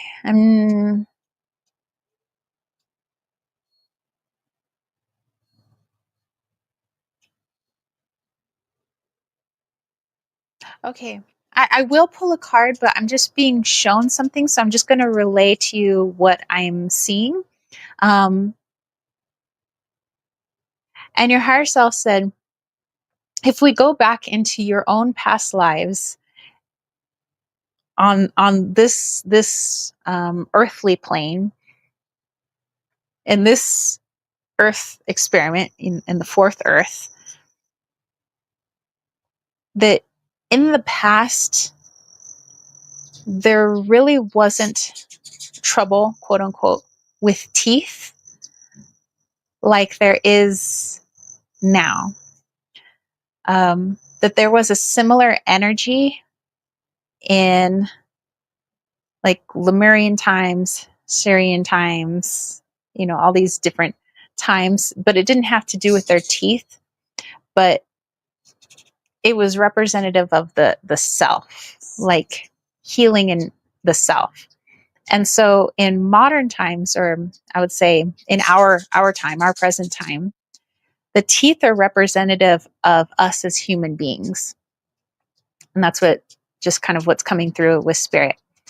That you could say that each one of your teeth is kind of like a version of you, or it could even be representative of just people in general. You have the people in the front, the people that are always seen, the people that do all the work, in the behind the wings, behind the scenes. They're kind of in the back. But just like we feel such a disconnection, not everywhere. There's still certain societies in the world where there's a lot of close connection and communities. But if we look at like really developed countries where people are all kind of spread out, nobody knows who their neighbor is. They didn't even know they had neighbors. There's a disconnect even in the classrooms of some of the more developed countries, that we're starting to see deterioration of our teeth in those countries, even though they're touted as advanced, technologically advanced, and kind of the way to be. That dental health is representative of the health of that area. So when that area is adding more into foods that aren't naturally there, like more sugars, more preservatives, more of these things, it's damaging to not only the vessel, but it has a frequency to it. So the soul feels it as well. And one way the body expresses it is through its teeth. And so even in developed countries, they may say, well, we're a first world country. We have excellent dental health. People's teeth may look good because they go to the dentist and they get, root canals and they get, veneers and they get, all of these things. But they wouldn't have to have those things if the energy of the area were looked at, and it's a coming back together. So when people start to feel disassociated, the food starts to be more influenced, not natural. When the food become not natural, the teeth suffer. Now we need more dentists who need more schooling to maintain the appearance of health when the energetic health is failing. But if you were to go to less developed countries, let's say less developed, air quotes, people that are still very bonded, close together, close-knit communities, growing foods naturally together, communication, there's nothing wrong with their teeth. And so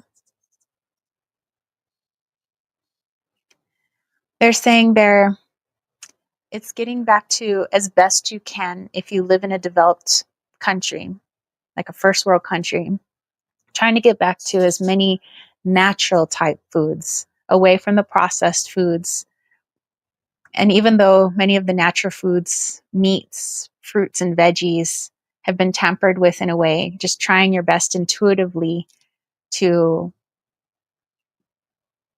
steer more towards those. But not just that, bringing yourself back into community as best you can. Get to know your neighbors. And you'll notice that the more connections you start to have, with the collective, with the area that you live in, the better the dental health will be.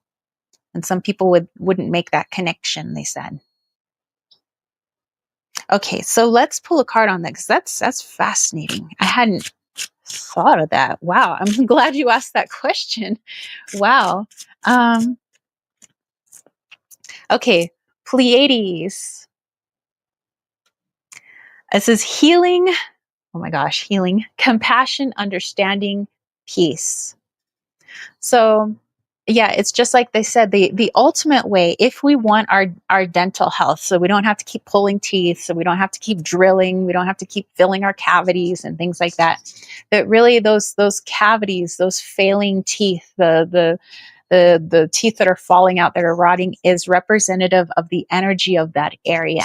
And it doesn't mean I want to flee the area, but more becoming a presence in the area where you guys become the ones to try to start building community, get to know your neighbors, maybe doing community potlucks, every once in a while when I was growing up in Chula Vista, we had we would have little barbecues on my cul-de-sac where the neighbors would kind of all come together and we'd all, bring food. And I wouldn't say I was super close with our neighbors, but it was nice that every once in a while we got to kind of come together in that way. And so at least getting to know people's names and stuff like that. So I feel that once people start to do that, they start coming back together, trying to build community in whatever way that is, whether it's in their physical area, maybe they're building community online, maybe they're building community with self again and in the collective consciousness. And then thus being more mindful of the types of foods that are connected to that community that we bring in, either source type food or physical food that we're bringing in. We'll notice that our dental health will start to improve. And that's what I'm getting. That's what I'm getting with the Pleiadians here as well. So very good. That is, wow. Thank you for asking that question. All right. Costalini says, I bring up teeth a lot, and says, that is so cool. Thank you for that. You are very welcome. And thank you. That was See, I love when we do these super chats and super stickers because you guys have questions that like help all of us. All right, Duality Tales says, "Can I please ask for guidance for my twin sister? I feel like we're not on the same page." All right, so let me tap into both of your energies, and then I will pull a card as well.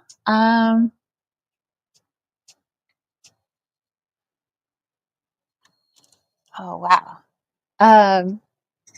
Okay, so John had a question, but it's not his super chat question. He'd like to know if the teeth problem now is due to a suppressed throat chakra.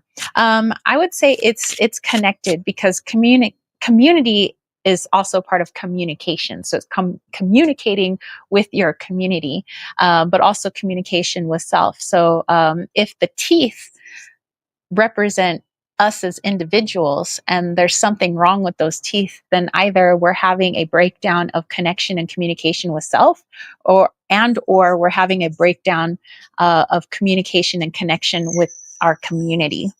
So very interesting. Okay, so let's tap into Duality Tales and their twin sister.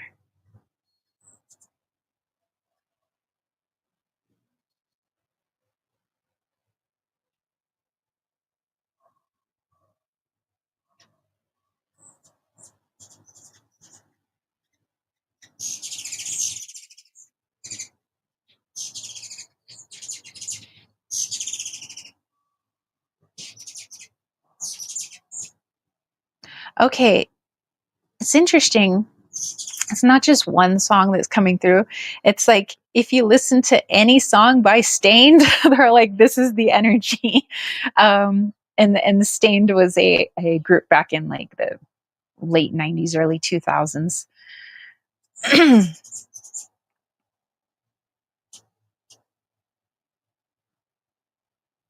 But yeah, I just keep seeing this like people, how do I want to describe this?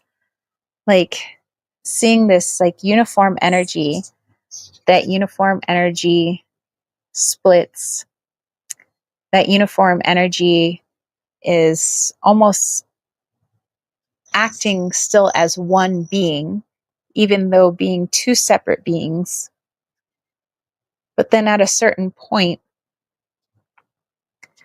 these two beings realize they have two very different missions. But it's not to fight one another, and it's nothing against the other. It's almost like a twin flame, even though you guys are actual twins, but not quite the twin flame connection, but it's very similar. So you've come together, in this case, family, you've come together. But then realizing that you have two very different missions, but it's for the benefit of both of your energies, because now that you're, like you said, not on the same page, you're reflecting something for each other. You're bringing up certain shadows in each other, certain programming in each other. And it's because you're separating in a way, but it's benefiting the both of you if you would like to utilize it as a benefit. If you would like to like utilize it as, my sister is showing me something in myself, even though she doesn't know that that's what she's doing. That's what her soul is doing, just by her being her, and where she is at in her life right now. She's reflecting something that's actually aiding me, if I would like to utilize it. Although you would like to help her, she's helping you, but also vice versa. You just being you is also like triggering her in a way, but it's for her healing if she would like to utilize it in that way. But once the two of you are in spirit form fully, once again, meaning have shed both of your vessels, it's almost like coming back together in the collective consciousness and sharing, kind of like sisters do, like, oh my gosh, so what did you do when you were in this life experience? Okay, well, I learned this and I did it. Oh, that's fascinating, because when I was on earth, I did it. So it's like there's no animosity between both of your souls, it's almost like it's the same soul, but it's not. It's just very similar. That's why I say it's not exactly a twin flame, but it's very similar. So we have to kind of pull away from each other for now, because there's certain things that we need to accomplish in certain ways that we need to interact in the world. And then when we come back together in spirit, then we can kind of share all about it. But I see it as kind of what's needed at the moment, even though it may feel difficult physically. But let's pull a card on it. Ooh, we have Pluto. What a card to pull, right? Revelation, transformation, death and rebirth, liberation. Yes, so it feels like what you may have had when you guys were younger, maybe have been more in alignment, it felt like, with each other. But now it feels like kind of like this distancing. We don't see eye to eye, we're just, not that you don't care for each other. You both love each other very much still. You still care for each other. You're still sisters.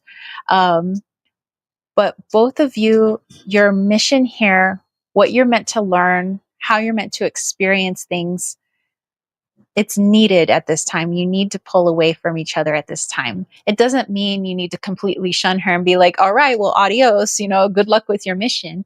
You can still try to keep communication with her. You could still try to help as best you can, but just understand that the way things were is not going to be the way they will be again. And it's not meant to be that way. You were meant to experience it one way when you guys were younger.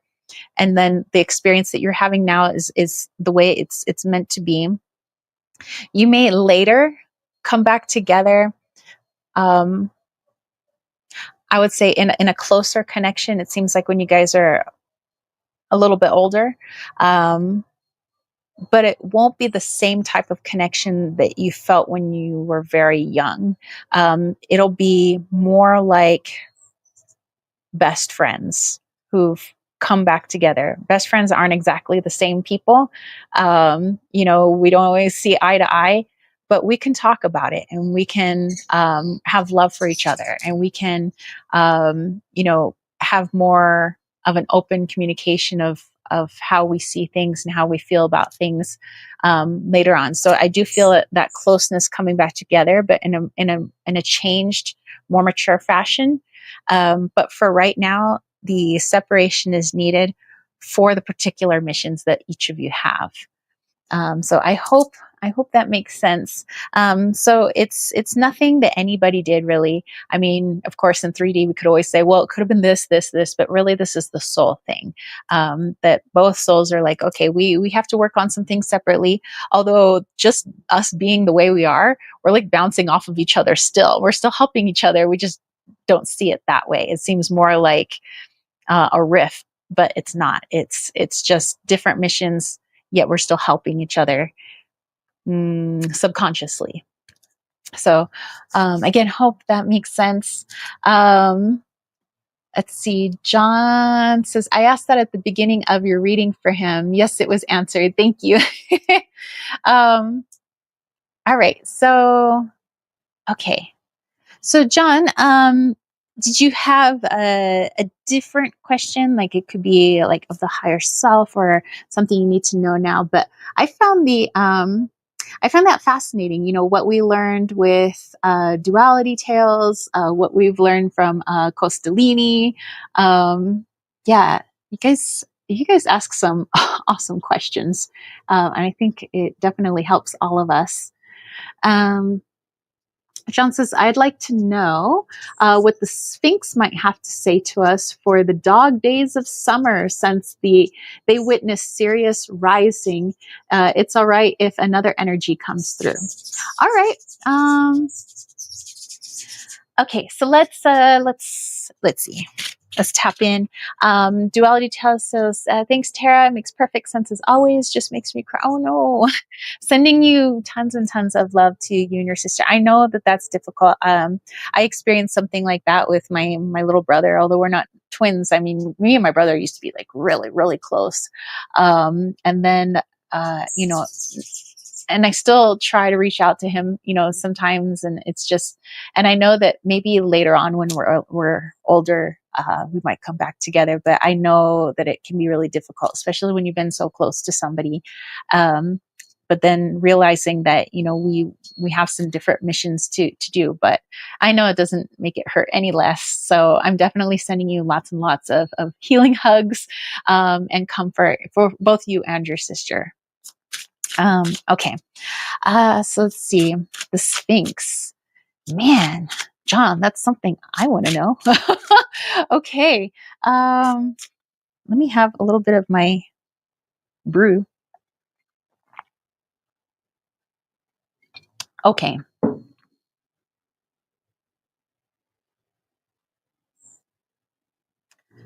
I mean, come on, John, tie yourself. I'm like, okay, I was like, are you going to play a music? Are you going to play a certain song? And of course the Bengals, Walk Like an Egyptian. Cause I was like, really? Really? Because he asked about the Sphinx. Your higher self was like, yeah. And they're like, I was like, okay, all right.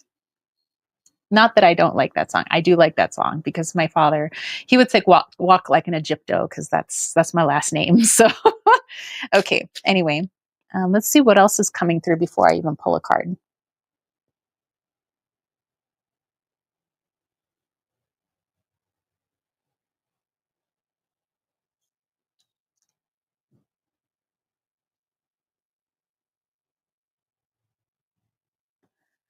Okay. I don't have people talked about this before. I'm not sure.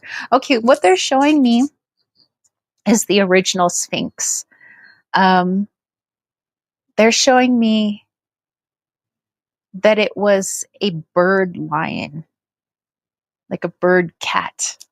Like it had a bird's face, but like obviously the body of a lion.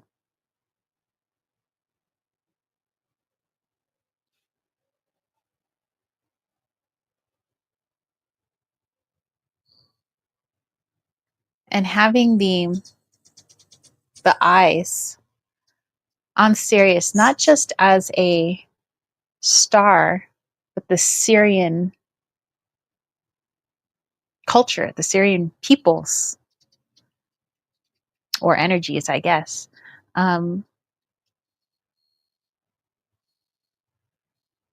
It was a balance. It was thanking the blue avian and Lyran energy that helped what we might see as like the dog culture. But they weren't really dogs or Syrians, but it's the energy of what we now attribute to what dogs are. But that was the energy of the Syrians.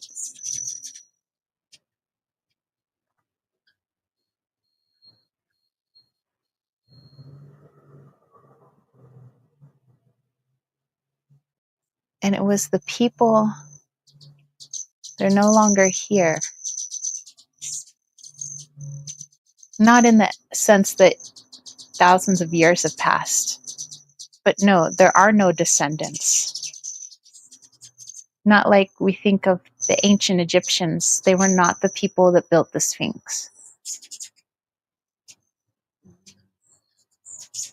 The Syrians,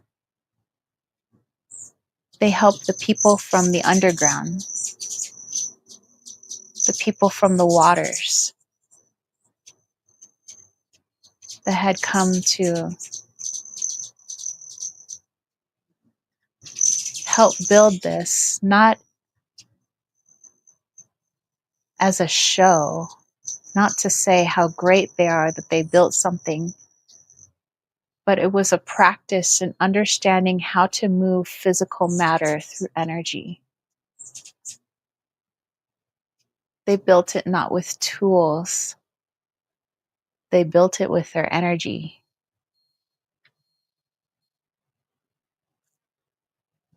With the help of Syrian, blue avian, and the cats. Lyran. They came together because the people from the below didn't know yet what it was like to be human. They only operated in energy, so they couldn't figure out how to work with gravity, the 3D, physical, tangible.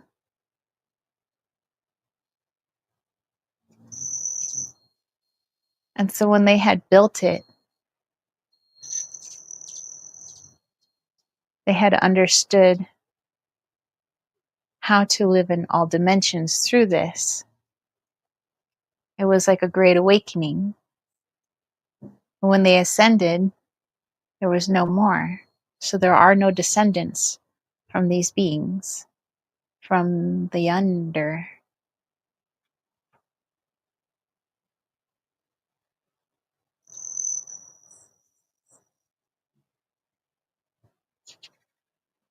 They said, but what they learned was they found it to be kind of a balance. What Lyran energy represented, what blue avian energy represented, what Syrian energy represented. And when those things come together, it can help all beings, no matter what dimension they're in, because they represent the Trinity, the three aspects of all. Not to say that those specific cultures are the only three aspects of Source, but they are the three main components of Source.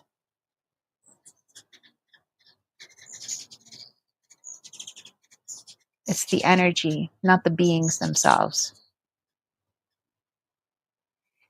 Whoa, John. Wow. Wow, okay. Let's pull a card though. All right, we have Jupiter. Hey, Jupiter. Expansion, luck, wisdom, teaching. Wow. Yeah, I'm definitely feeling that. Like if you can tap into that Syrian energy, Lyran energy, and blue avian energy, and see them not as separate energies, but three combining into one to bring everything into balance, that everything is possible. That it doesn't matter if you're in the third dimension, the fourth dimension, the 13th dimension, that if you can recognize and understand those three types of energies, you can get through any dimension, is what they're saying. Like, wow, wow. Oh my gosh, John. That was freaking awesome. Thank you. Let's go back here and look at some of what you guys said. Duality tales. We will definitely get to your question. Time Harvest also had a question. John says, lion, eagle, man, the aspects of creation, like the three essential elements in alchemy. Yes, yes, that's what I was getting. It was like the threes. It was like the trinity of, it was three. It's like that is all things. That's the balance. That is source energy itself. And so when we're tapping into it, those are the three aspects we're tapping into, but we may not consciously see it that way. But if we can feel into each of those three and then feel that that is also us, we can somehow bring things into balance. And then it makes it easier to navigate third dimension, fourth dimension, fifth dimension, so on and so forth, first dimension, second dimension, Wow. Whew. John said fire and water combined into earth. Yes. Wow. That was a great question. Thank you. Thank you for asking.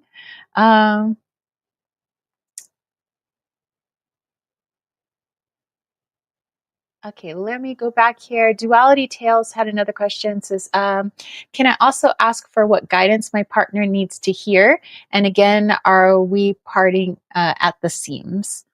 Okay, so let's take a look at that.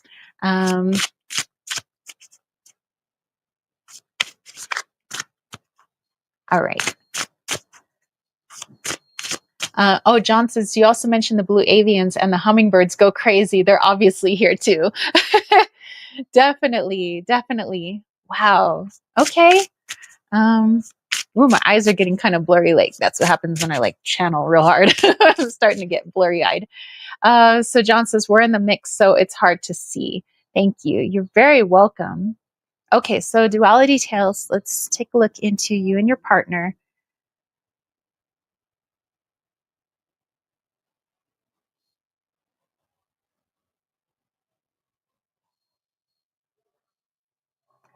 Okay, I'm hearing Amy Winehouse singing Rehab.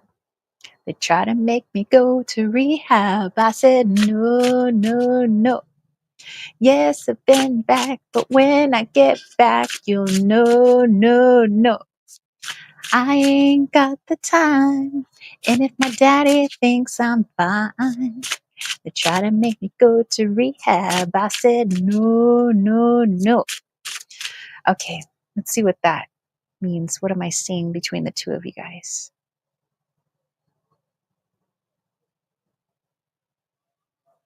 It's a miscommunication.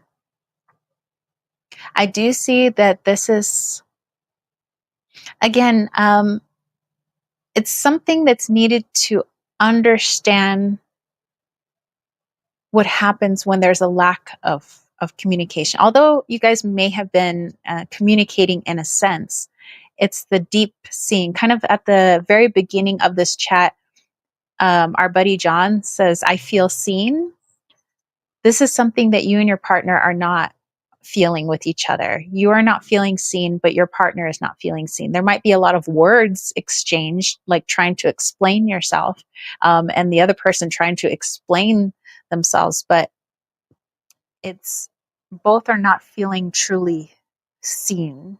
Like you're not seeing my emotions. You're not seeing how I'm feeling, where I'm coming from. You're not seeing how I see the partnership being, the relationship being. But this is all mendable. So if you both decide to part ways, that's up to your free will decision. But this isn't like not mendable. You both can work on this, and it's not just one person needs to work on it. Both. But really having a serious sit down and asking the other, what could I do to help you feel more seen, to feel more heard? The both of you asking each other this. And it doesn't have to be that exact wording, but if you both can kind of get to that, that's where the rebuilding and a much stronger partnership come into play. It's really just miscommunication. And of course, when we don't feel heard, we don't feel seen, then anything that we hear from the other starts to feel like an attack. And that's what it feels like. And that's where this like kind of splitting at the seams, it feels like, well, now you're just attacking me. And the other, no, you're just attacking me. But of course, that's not the real thing. You're not attacking each other. It just feels that way to the ego because it feels like it's not being heard, not being seen. So yes, it's going to require like a serious sit down, asking each other, what can I do to make you feel heard, to make you feel seen? But let's pull a card on it as well. We have Aquarius. Aquarius. Uniqueness, idealism, vision, activism. Yes.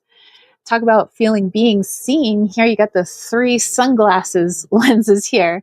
That's definitely like a form of being seen, seeing somebody not just as a partner, but the way they try to help the other, to feel good, the way they are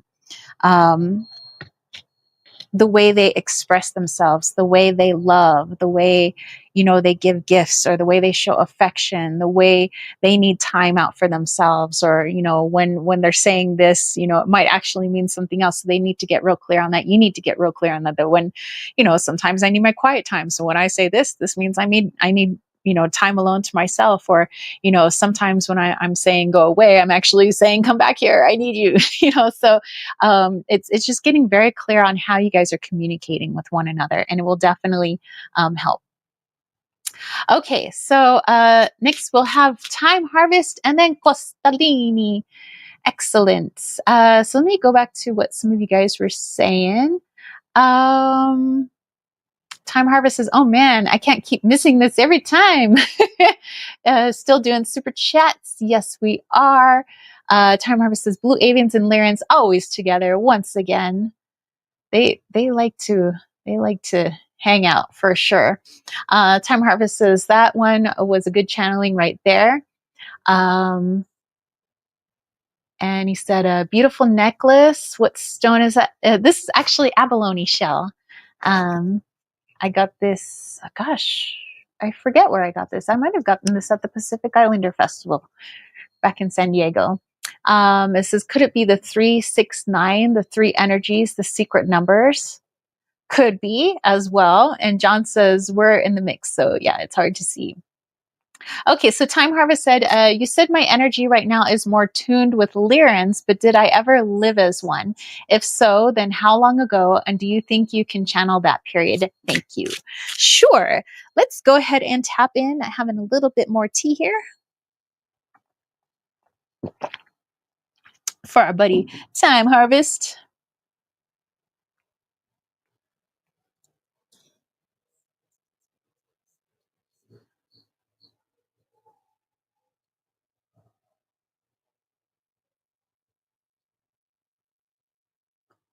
Whoa. Okay.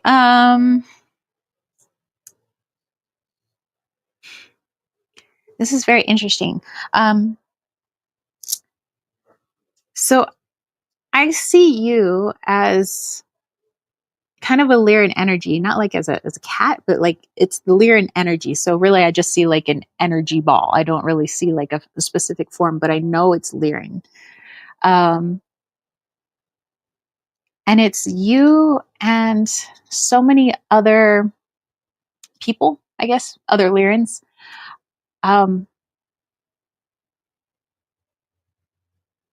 Letting the Lyrans know that the other, it's almost like, not that you guys were divided, but the perception was divided. I mean, the Lyrans, I don't see them like they were ever fighting amongst each other. And so, but the perception was divided. So you have the one half that thought that if we're just blissfully unaware of things, like, we're just, we, we're just living our best life. That, everything's great, that as long as we have the mindset that this is our best life, then we're going to have our best life. But then there's the other half that was you that says, hey, there's nothing wrong with us living our best lives, here, on our little planet. But we have to be aware that we have shadows, that we have things that we have to heal, because if we don't heal them, then they're going to bite us in the butt. And they were like, well, what are you talking about? If we feel like we have no problems, then we have no problems. And if we've been living our best life, then we can just continue living our best life because we're great manifestors. And that's where we've set our intention. And so you, a part of the other half, says, I understand that, but we can't let basically one half of us, of our being, which has shadows in it. We have traumas, whether we don't maybe not see it that way because we've been living our best lives. It's going to show up in our life in some way because it needs to be looked at, or it needs to be healed, or it needs to at least be worked with in some way. We can't just ignore an aspect of us that lives inside of us. And the other side was like, but things have been great. I mean, why change what's been awesome? It's been working. And what happened? The planet got destroyed. And although it didn't feel like the Lyrans had any animosity towards the beings that destroyed their planet, then it was the aha moment. It was the, oh, that's the unchecked shadows you're talking about. When we don't look at those certain things, they came back and bit us in the butt. It destroyed our planet.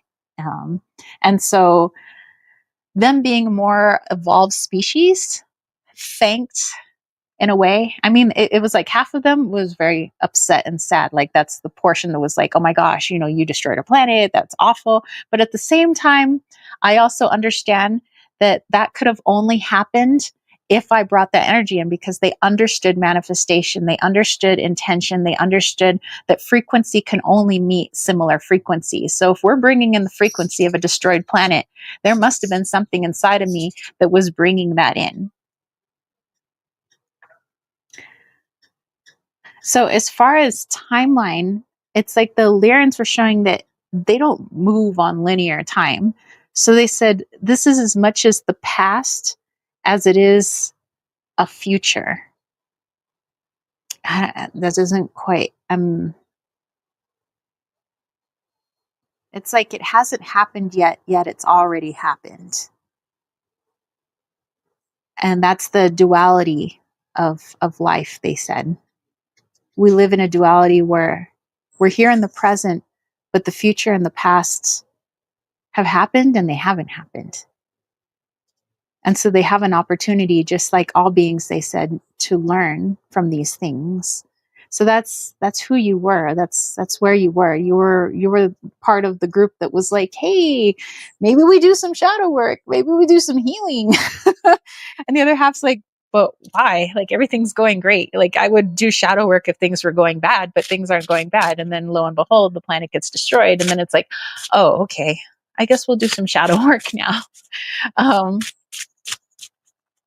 Time Harvest says, that's why I'm able to move on so fast. It all makes sense.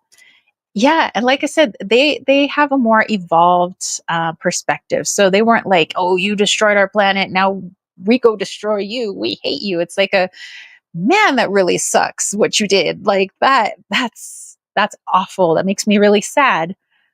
But I also know that wouldn't have happened had I not brought that in some way. And that's like, whoa, big like ego check there. Okay, gotta do some work then. As a whole, we all gotta work together. Okay, and then we have the Draco.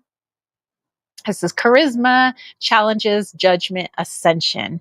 Definitely the energy we were just talking about. So basically, they were thanking the negative polarity for coming in to show them their shadow, show them where they were like needing some healing and some growth. And they were very mature about it. And even when I connect to Lyrian energy today, it's like a mixed, we're really sad what happened, but it also hasn't happened yet. But it has happened, but it also hasn't happened. And also we're grateful, but at the same time sad. So yeah, it's definitely aiding in their ascension. It's having a broader understanding of things. But yay, Time Harvest. Wow, that was fascinating. Okay, and then we had Costalini. John said, I could feel you channeled a lot of energy for my question. I just wanted to make sure I balanced that energy out. Thank you again. Oh, thank you. Thank you, John, so much. Yeah, that was interesting. There's a lot of like great information coming through your questions right now. This is great. Time Harvest says, you're always the best, man. I wish I could remember my past lives, but I guess you're here to help me in that. In fact, I am finding myself because of you. Thank you so much. Seriously. Hey, you're very, very welcome. And I'm just a vessel that stuff comes through. And hopefully it helps you guys to learn how to do that for yourselves too. I'm just, like I said, I'm just the vessel. All right. So Costalini says, can we look into how the different human races were created? Like the Anunnaki manipulated Homo erectus DNA to create us. Why do you recognize different human ethnicity? That's a great question. Okay. Yeah, let's dive into that. John says, it's okay. Take a sip on that tea. I can get you getting floaty. I do get a little floaty. And Time Harvest says, when I'm in your live stream, I get that same happy buzz I get when I'm connecting with my spirit guide. What does that say about you? Well, it could be that just like all of us, all the people that are in the chat and all the people that do watch the chat in the future, because remember, time doesn't exist outside this realm. So it's like, I think you're feeling like everybody, like, thinking on these questions and everybody bringing their energy together. Maybe that's why we feel so, because I feel you guys, like, you guys make me feel buzzy. But Costalini, that is a great question. I want to know that as well. So, Costalini says, I suspect different batches. Yeah, like different, go away, spider. Arachnids. But like, yeah, like we're mixing up different batches of humans. Like this human gets this and this human gets this. That's interesting. Okay, so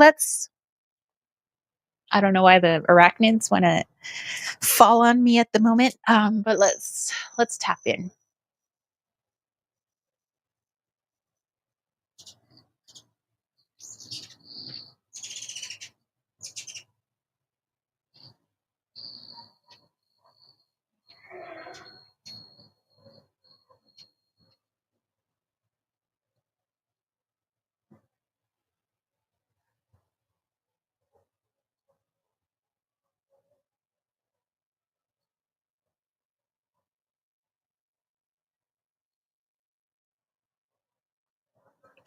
Okay.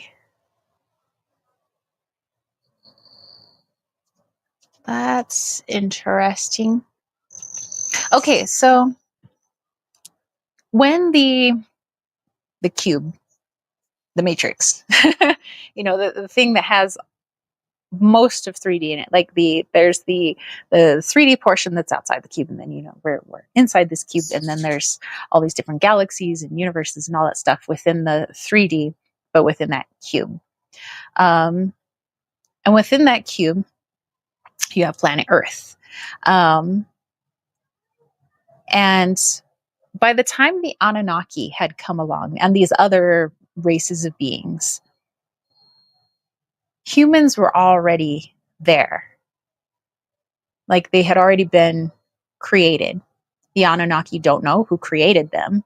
They don't know who created the Earth, but they just knew that it was there. And they decided to, just like not just the Anunnaki, but these other species, they wanted to see what they could do with manipulation of these beings that were already there. So let's say, for instance, let's say you have 10 humans. I don't know. I'm not saying that there were just 10 humans on this planet, but let's say that there was 10 human beings, and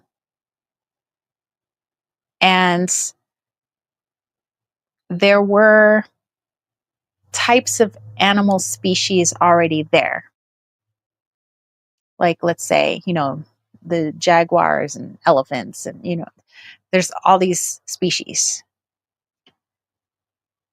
So they, looking upon the planet, noticed that humans and their original form and the animals and the plants look like a absolute reflection of other beings and places they have encountered in their travels, because they're not from the third dimension, they're from a different dimension. So going through these different dimensions, they see these different beings.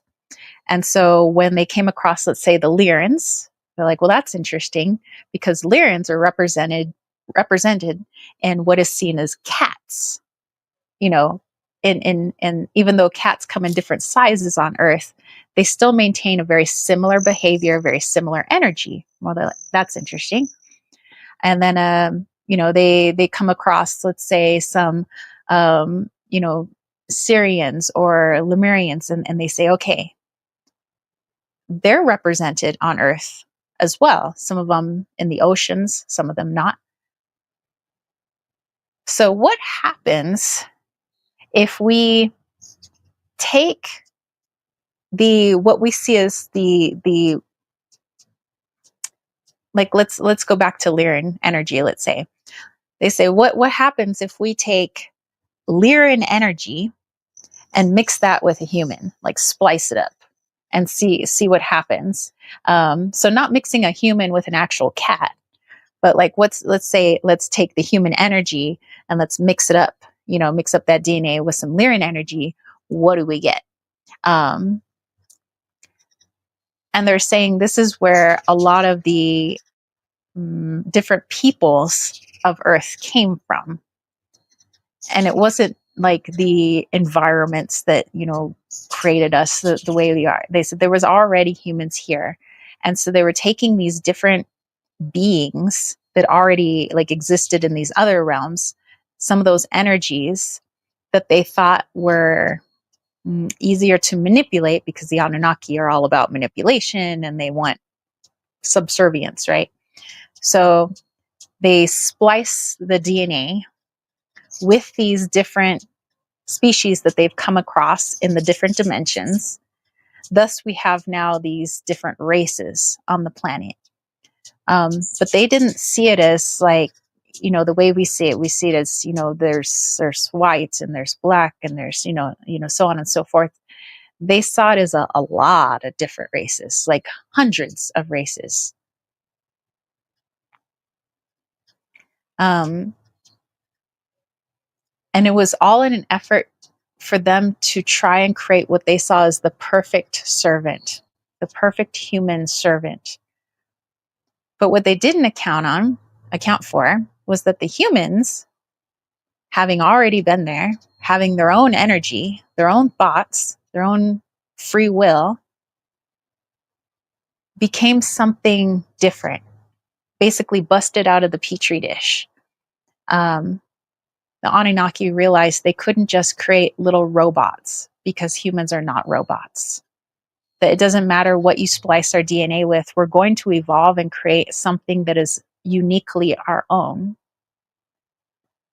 And so they didn't really get subservience in the way that they wanted, maybe at first, but not in the way they wanted, because we created something unique with the energy that we had been given. And so the reason ethnicity is so, it seems like it's important on this planet. People are like, well, I'm this and I'm that and I'm from here and I'm from there. Is because deep down at a core, many humans are trying to understand who they truly are before the splicing. So if they say, I'm Hawaiian, I am from Hawaii, really what that human is trying to do is I'm trying to understand lineage. I want to understand who I truly am before I was given, this island to live on, before I was given a color of my skin, before I was given language. I want to know who I was. So humans, in an attempt, try to understand who they were before all of that. And that's why we cling so hard to our race, our ethnicity.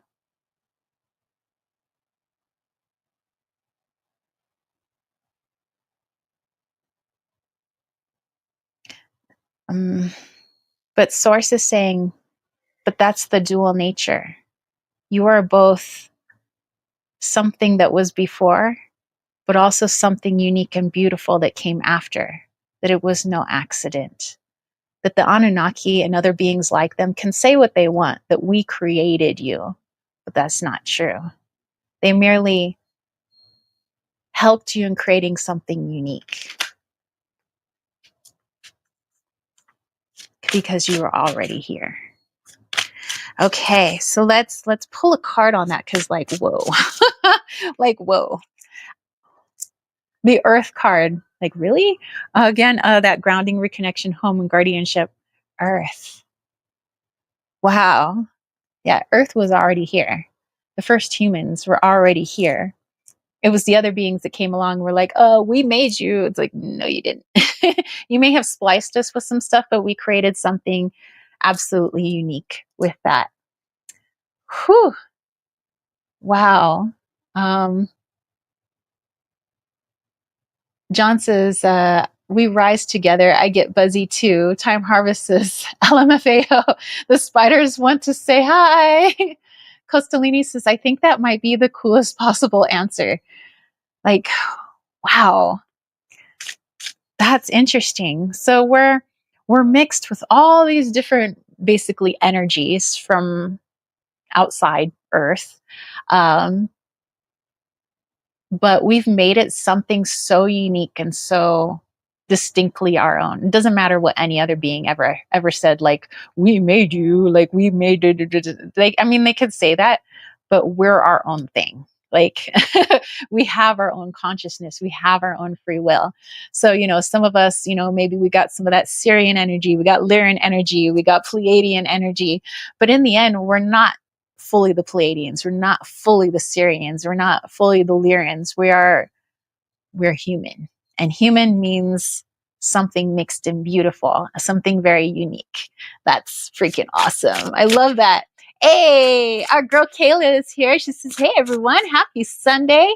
Happy Sunday to you. And so thank you, John, again for the donation. Thank you so much. Storytellers of Africa. All right, let's dive in. It says, I have so many energies around me. I get confused about who to listen to and who is misleading me. What is my purpose here on earth? Who am I supposed to marry? Okay, so let's take a look at that. Okay, so let's take a look at like the energies that can be confusing and misleading and all of that, so you can get to understanding your purpose, so you can get to understanding, if you're meant to be, connected to another being, i.e. through marriage here on earth. But let's see why that could be very confusing sometimes.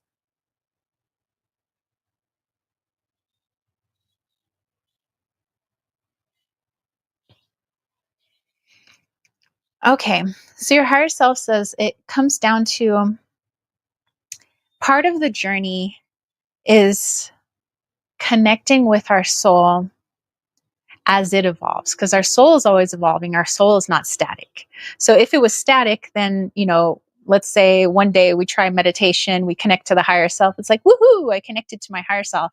I don't really need to do it any other way. I always just connect to my higher self this way, because my higher self doesn't change. But since that's not true, our higher self changes just like we change as human beings. It grows, it learns just like we learn as people. So as your higher self grows and evolves, you find different ways to connect to it. But that's the journey. That's part of the human experience, is both being a human, but also learning how to connect to the soul aspect of you. And so the soul aspect of you, they want you to know that anytime you're connecting to it, there's never a feeling of anxiety or frustration. The soul's never saying, oh, storytellers of Africa, you did really bad on this. You should feel shame. You should feel guilt. You should feel fear. So if you're ever feeling that when an energy is connecting to you, then know that that is not your higher self, and that is not the beings that are in alignment with your higher self. So your higher self always gives you opportunities. Your higher self's always like, hey, you do you, boo. It's all just experience. It's all fun. It's all learning. If you decide in this lifetime you want to get married, that's awesome. If you decide in this lifetime I don't want to get married, that's awesome too. And when we say like, I feel like I'm on my path or I'm off my path, the higher self's like, it's all the path.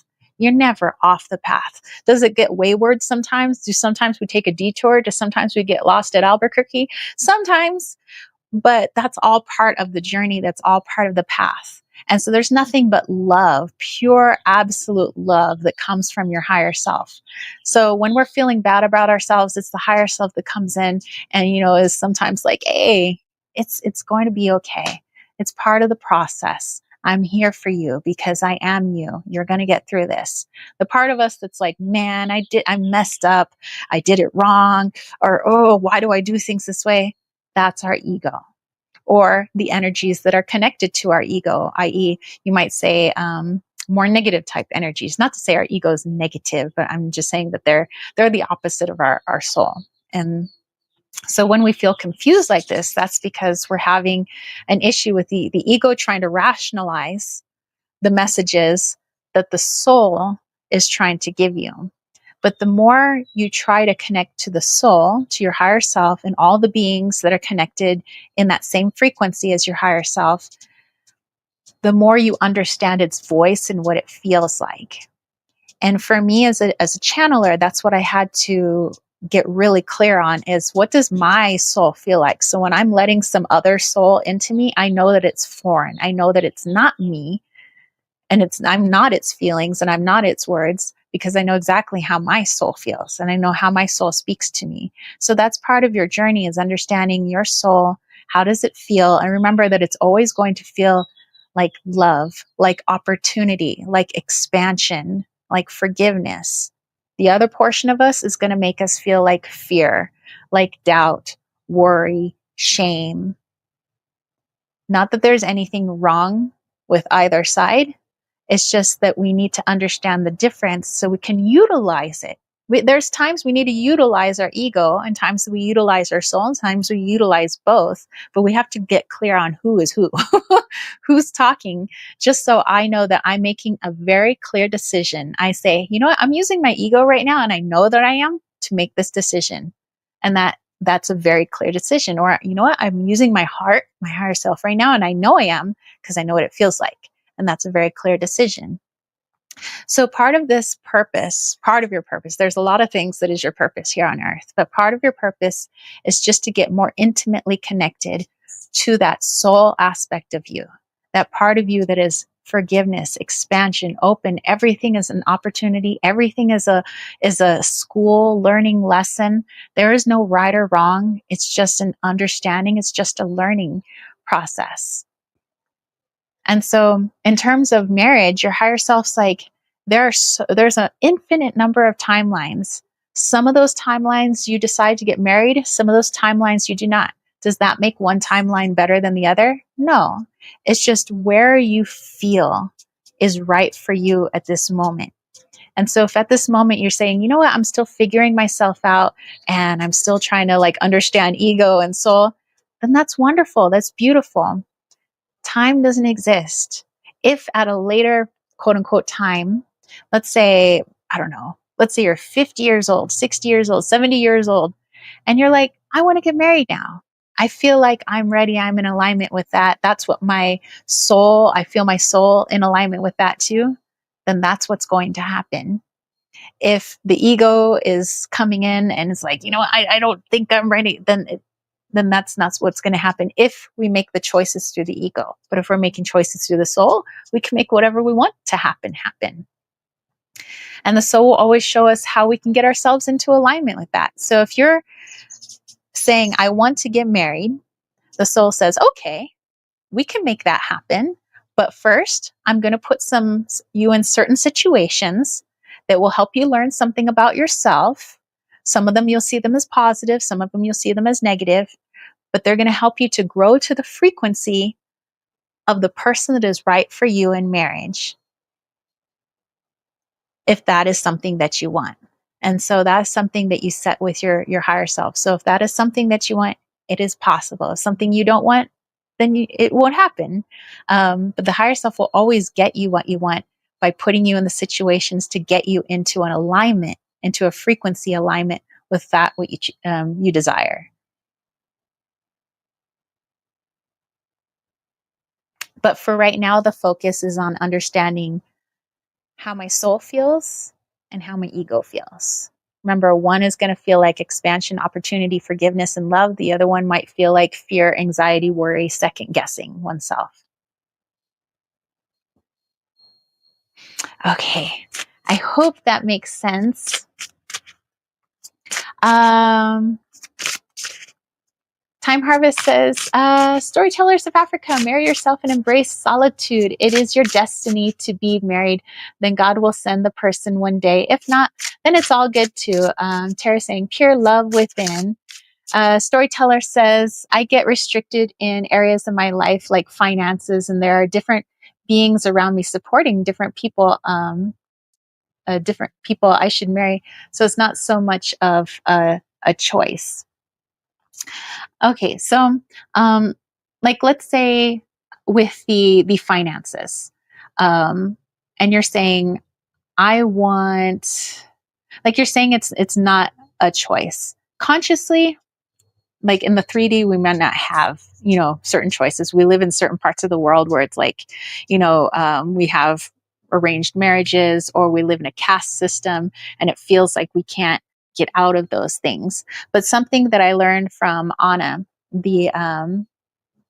and from certain other beings that I had connected to, especially one that was in India, she was saying that she had changed her inner world, her inner frequency to a degree that she was able to change her outer reality. And it seems impossible to the rest of us, but it was not impossible to her. And I know that there's other people who do that, where, let's say I feel like I live in a very rigid system. My finances just are what they are. Who I marry, it just is what it is. But if we can go inwards and get intimately connected to that higher self and say, this isn't what I want, though. I know that I have decided, for whatever reason, to grow up in a society like this that's very rigid.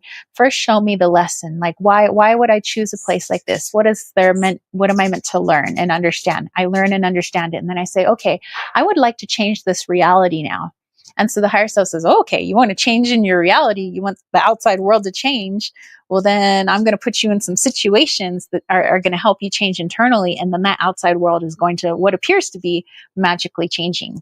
So that's interesting. Very interesting. Time Harvest says, we all have a choice in life. We're free beings, and we will find a way. And John says, I was wondering if the question was about pressures from your community and how we have, and how we also have to live in a local collective reality. Yes. Storyteller says, things get messed up when I make a choice of someone when I tell them to leave. Currently, it's like a competition and different beings are involved. I wonder where my higher self is actually.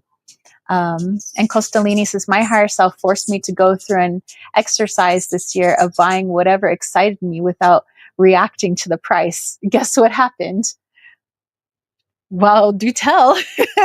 Oh my goodness. So, yeah, so for now, I think where you're saying things are like messed up and feeling conflicting about choices, I think part of that too is also the higher self putting you in those situations so that you do get more clear on what is the opposing energies. We can call that the ego, and what is more in alignment with us, which we can consider our higher self.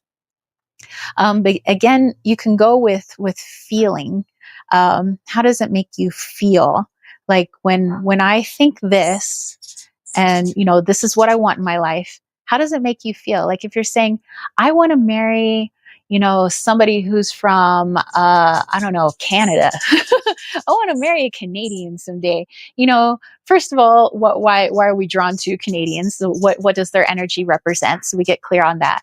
And then, how does that make you feel? If it makes you feel like light and fluttery and just like opportunity is just wow, then that might be because it's coming from our heart. It doesn't necessarily mean you need to go marry a Canadian, but it means that type of energy, that is what you're drawn to. And I was just using that as an example. But if we say, I want to go marry a Canadian, but then how do I feel about it? I feel like, well, I don't really feel anything about it. I just feel like it's a good logical choice. Well, then we know that's probably the ego talking, trying to make those choices for us, and they make us not feel so good. So when we feel like I keep making wrong choices, I keep making bad choices, it makes me feel bad about myself.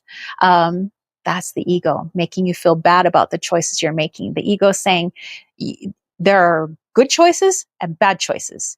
You're making bad choices right now because there are only two ways: good choice, bad choice. The higher self says all choices are okay. And so that's the difference between the two. One's going to make you feel bad, like I always make bad choices, or man, I messed up here. I'm making wrong choices. And so there's bad things happening, or I push people away. When we feel that way, that's the ego talking to us, making us feel that way. That's why our feelings are so important to us. They help us to see between our soul and our ego, positive energies, negative energies, light and shadow. And all of that comes through our feelings. And so if it's like, well, I feel like I've pushed people away, but I know that that is something that doesn't always have to be. I first want to understand why I feel like I'm pushing people away. I want to understand why I feel like I'm making bad choices. From this perspective, we feel more empowered because now it seems like I'm more like I'm in school and I'm just learning a lesson, like I'm in unit number 5, pushing people away, unit 6, making bad choices, or so I feel. Then when I understand why I feel this way, I can go in and I can heal that portion of myself. And now when I feel choices, I make choices, I feel more empowered rather than nervous that I could make a wrong choice. Now when people move out of my reality, I say, you know what? I appreciate their time with me, but now I have a different perspective. I don't feel bad like, oh, I've done something wrong. I've pushed them away. It's, well, they moved away for a particular reason. I'm probably moving away for a particular reason. I'd like to find out what that reason is. And I'm appreciative of the time we had together. And I would like to find out like why we had that time together. So you see, it's like one's a more empowering type feeling. The other feeling just makes us feel like even more bad about ourselves. So I hope that makes sense. Let's see. Costalini says, almost all my debt is gone somehow. Net worth doubled.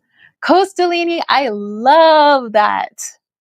So went into an exercise of buying whatever excited you and not reacting to the price. And you ended up making your debt go away and doubling your net worth. That's freaking awesome. See, that's the, the ego would have been like, no, what are you doing? No. But the higher self's just like, go with it, man. See, that's freaking awesome. Just changing the reality. It's beautiful. Time Harvest says, I also live in a third world country where things feel hard and destined, but slowly I am getting the insight of what I should do and how to get out of it. Sometimes we must have our old life, leave our old life behind. Tara, I bought a tiger's eye stone necklace. Wish I could show you. It looks so cool. Ooh, I bet it is. I love tiger's eye. That's awesome. And John says, this reminds me of a lucid dream check-in. Your real life is in some respects like a dream. Sometimes it helps to check in and feel into where you are, not a judgment, just to see. We can adjust as we need. Yeah, and that's something, yeah, we could look at our life like we look at our dreams. We don't judge our dreams. We're just like, oh, wow, I had this like really wacky dream. And in this dream, there was like a guy with a duck's head and he was like marching down the street, but then there was like aliens that came out of the sky. And it's like, we're just analyzing. We're just like looking at it. We're like, well, that was interesting. We could look at our lives the same way. It's like, wow, then I met this interesting person. And then I could describe the interesting country that I live in instead of like, man, why am I here? Because I doubt we ever say that when we're in the dream. We're in the dream like, man, why am I having this dream? But wow, these have been some amazing questions. I thank you guys so much. I think that's it for all of our questions today. I think we can go into our channeled guided meditation. What do y'all think? I mean, this has been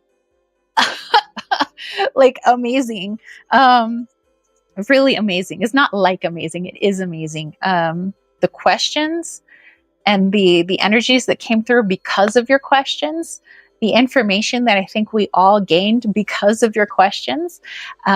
This is part of our reading for this week was utilizing the throat chakra. Even though you guys are typing, they're words, they're coming from your throat chakra. So this is you guys asking the questions, utilizing the throat chakra, speaking up. This is taking all of those feelings that you have, your divine feminine, putting them into words, your divine masculine. So that's exactly what we were talking about with our reading. And again, utilizing it however you wish for the rest of this week, speaking up, using your divine masculine to bring structure. You have all of these things, all of these emotions, all of these, situations going on in your lives. What are you going to mold with it this week? What are you going to create? You're going to make a Lincoln log house. You're going to, make a beautiful drawing. Like, are you going to just start a new daily affirmation for yourself? Like, what is it that you're going to create with that divine masculine energy, utilizing what the divine feminine has given you? Speaking up, typing it out, speaking it to yourself. That's awesome. Time Harvest said, let's do it. John says, I'm still buzzing. Time Harvest says, my whole body is buzzing too. I feel like a bee. I feel like these hummingbirds like around here. Seriously, I'm so hot right now from all the channeling today. This has been amazing. Let me have a little bit of chapstick because my lips got a little dry. And then I'm gonna have a little bit more of my tea. And then let's do this meditation. And like I said, from the Epstein channeling earlier, I will section that out and make it its own video, not for tomorrow, but for the following Monday, because tomorrow is Sasquatch. Okay, so I'm going to get out of view, you guys. And I'm putting my camera right there. I don't know if you guys can see, but there's horsies out there. There's some horse rides. People going for a little ride on their horses. Okay, I'm going to have a little bit of tea. I saw a funny meme, and it was like a picture of the Mona Lisa with bugged out eyes. It says, the look I have when I'm trying to telepathically communicate to my best friend that while we're spilling the tea, the ingredients just walked in. Okay. All right.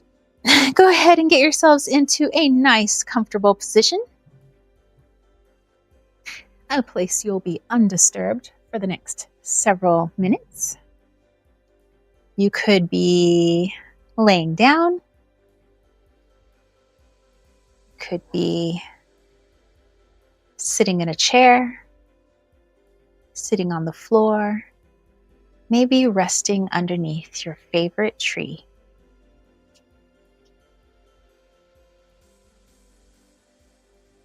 And as you find yourself in a nice, comfy place, go ahead and bring your awareness to your breath. Just feeling the rise and fall of your chest. Just having a little check-in. Where do I feel my breath? Is it fast? Is it slow? Is it deep? Shallow? Do I feel it in my lungs? Do I feel it down to my tippy toes? Just observing.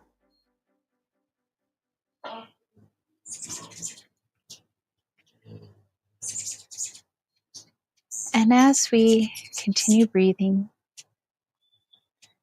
we'll take a nice collective deep breath in together on the count of 3. 1, 2, 3. Deep breath in. In, all the way into our lungs, our diaphragm, down to the tippy toes, down into Mama Gaia. Hold it. And big breath out. Let it all out. All that worry, all that anxiety, heavy energy, stuff that no longer serves us, let it go all the way out. And then come back to your normal breathing. Just a nice rhythm in and out. With every inhale, feeling more energized and alive. With every exhale, just allowing anything that feels heavy on you at the moment, allowing it to become released.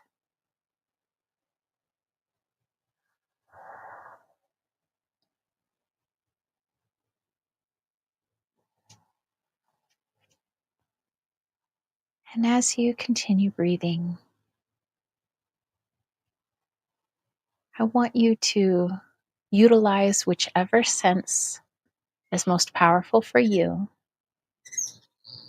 and bring in the 3 energies we spoke about earlier.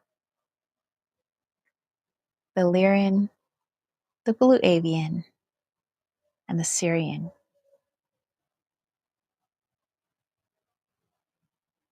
We could even imagine these as animals that we have here on Earth: a cat, a bird, a dog.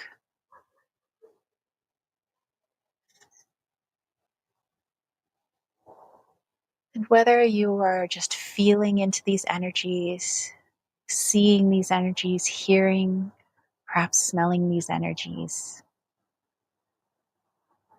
let's sit down with them and allow the cat-like energy to speak to you. In what ways are you embracing the energy of cat? Think about their solo nature, their independence, their deeply intuitive self, their connection with water, their connection to the feminine, their connection to the moon,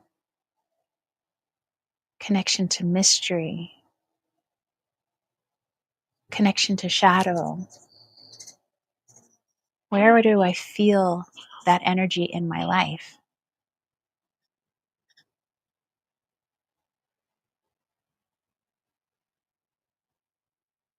Where do I feel I need more of this energy? Remember, you can welcome in this energy at any time. All you need to do is ask. And next we look at the blue avian energy, birds. Where do I have this energy in my life, or where do I lack this energy in my life? Communication, quick thinking, choice making, freedom, movement, creativity.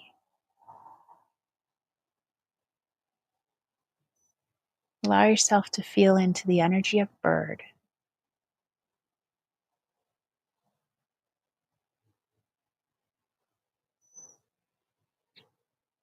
And next, feel into the energy of dog. Where do you feel like you have an overabundance of this energy or lack thereof? In which area of your life? You think of dogs, territory, loyalty, group mentality.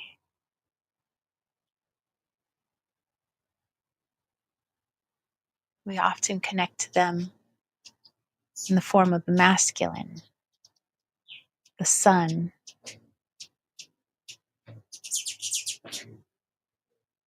where one is strength of muscle.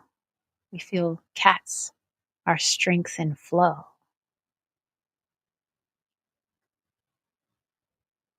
Where do you feel you need more dog-like energy? Where do you feel you lack dog-like energy?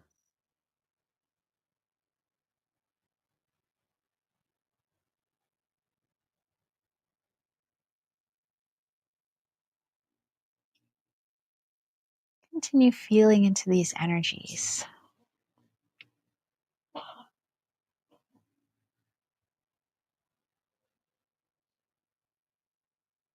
We can almost look at them as fire, water, and earth.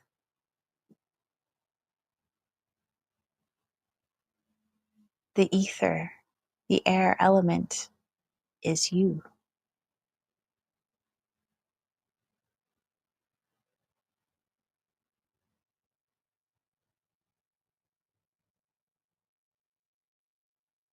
Allow any messages that need to come forward from these beings to share them with you. No need to analyze them now. You will remember when you move out of this meditation. But when you are ready, go ahead and bring your awareness back into your body. You can wiggle your fingers and toes. Woo! And have yourself a nice big stretch. All right. Whew.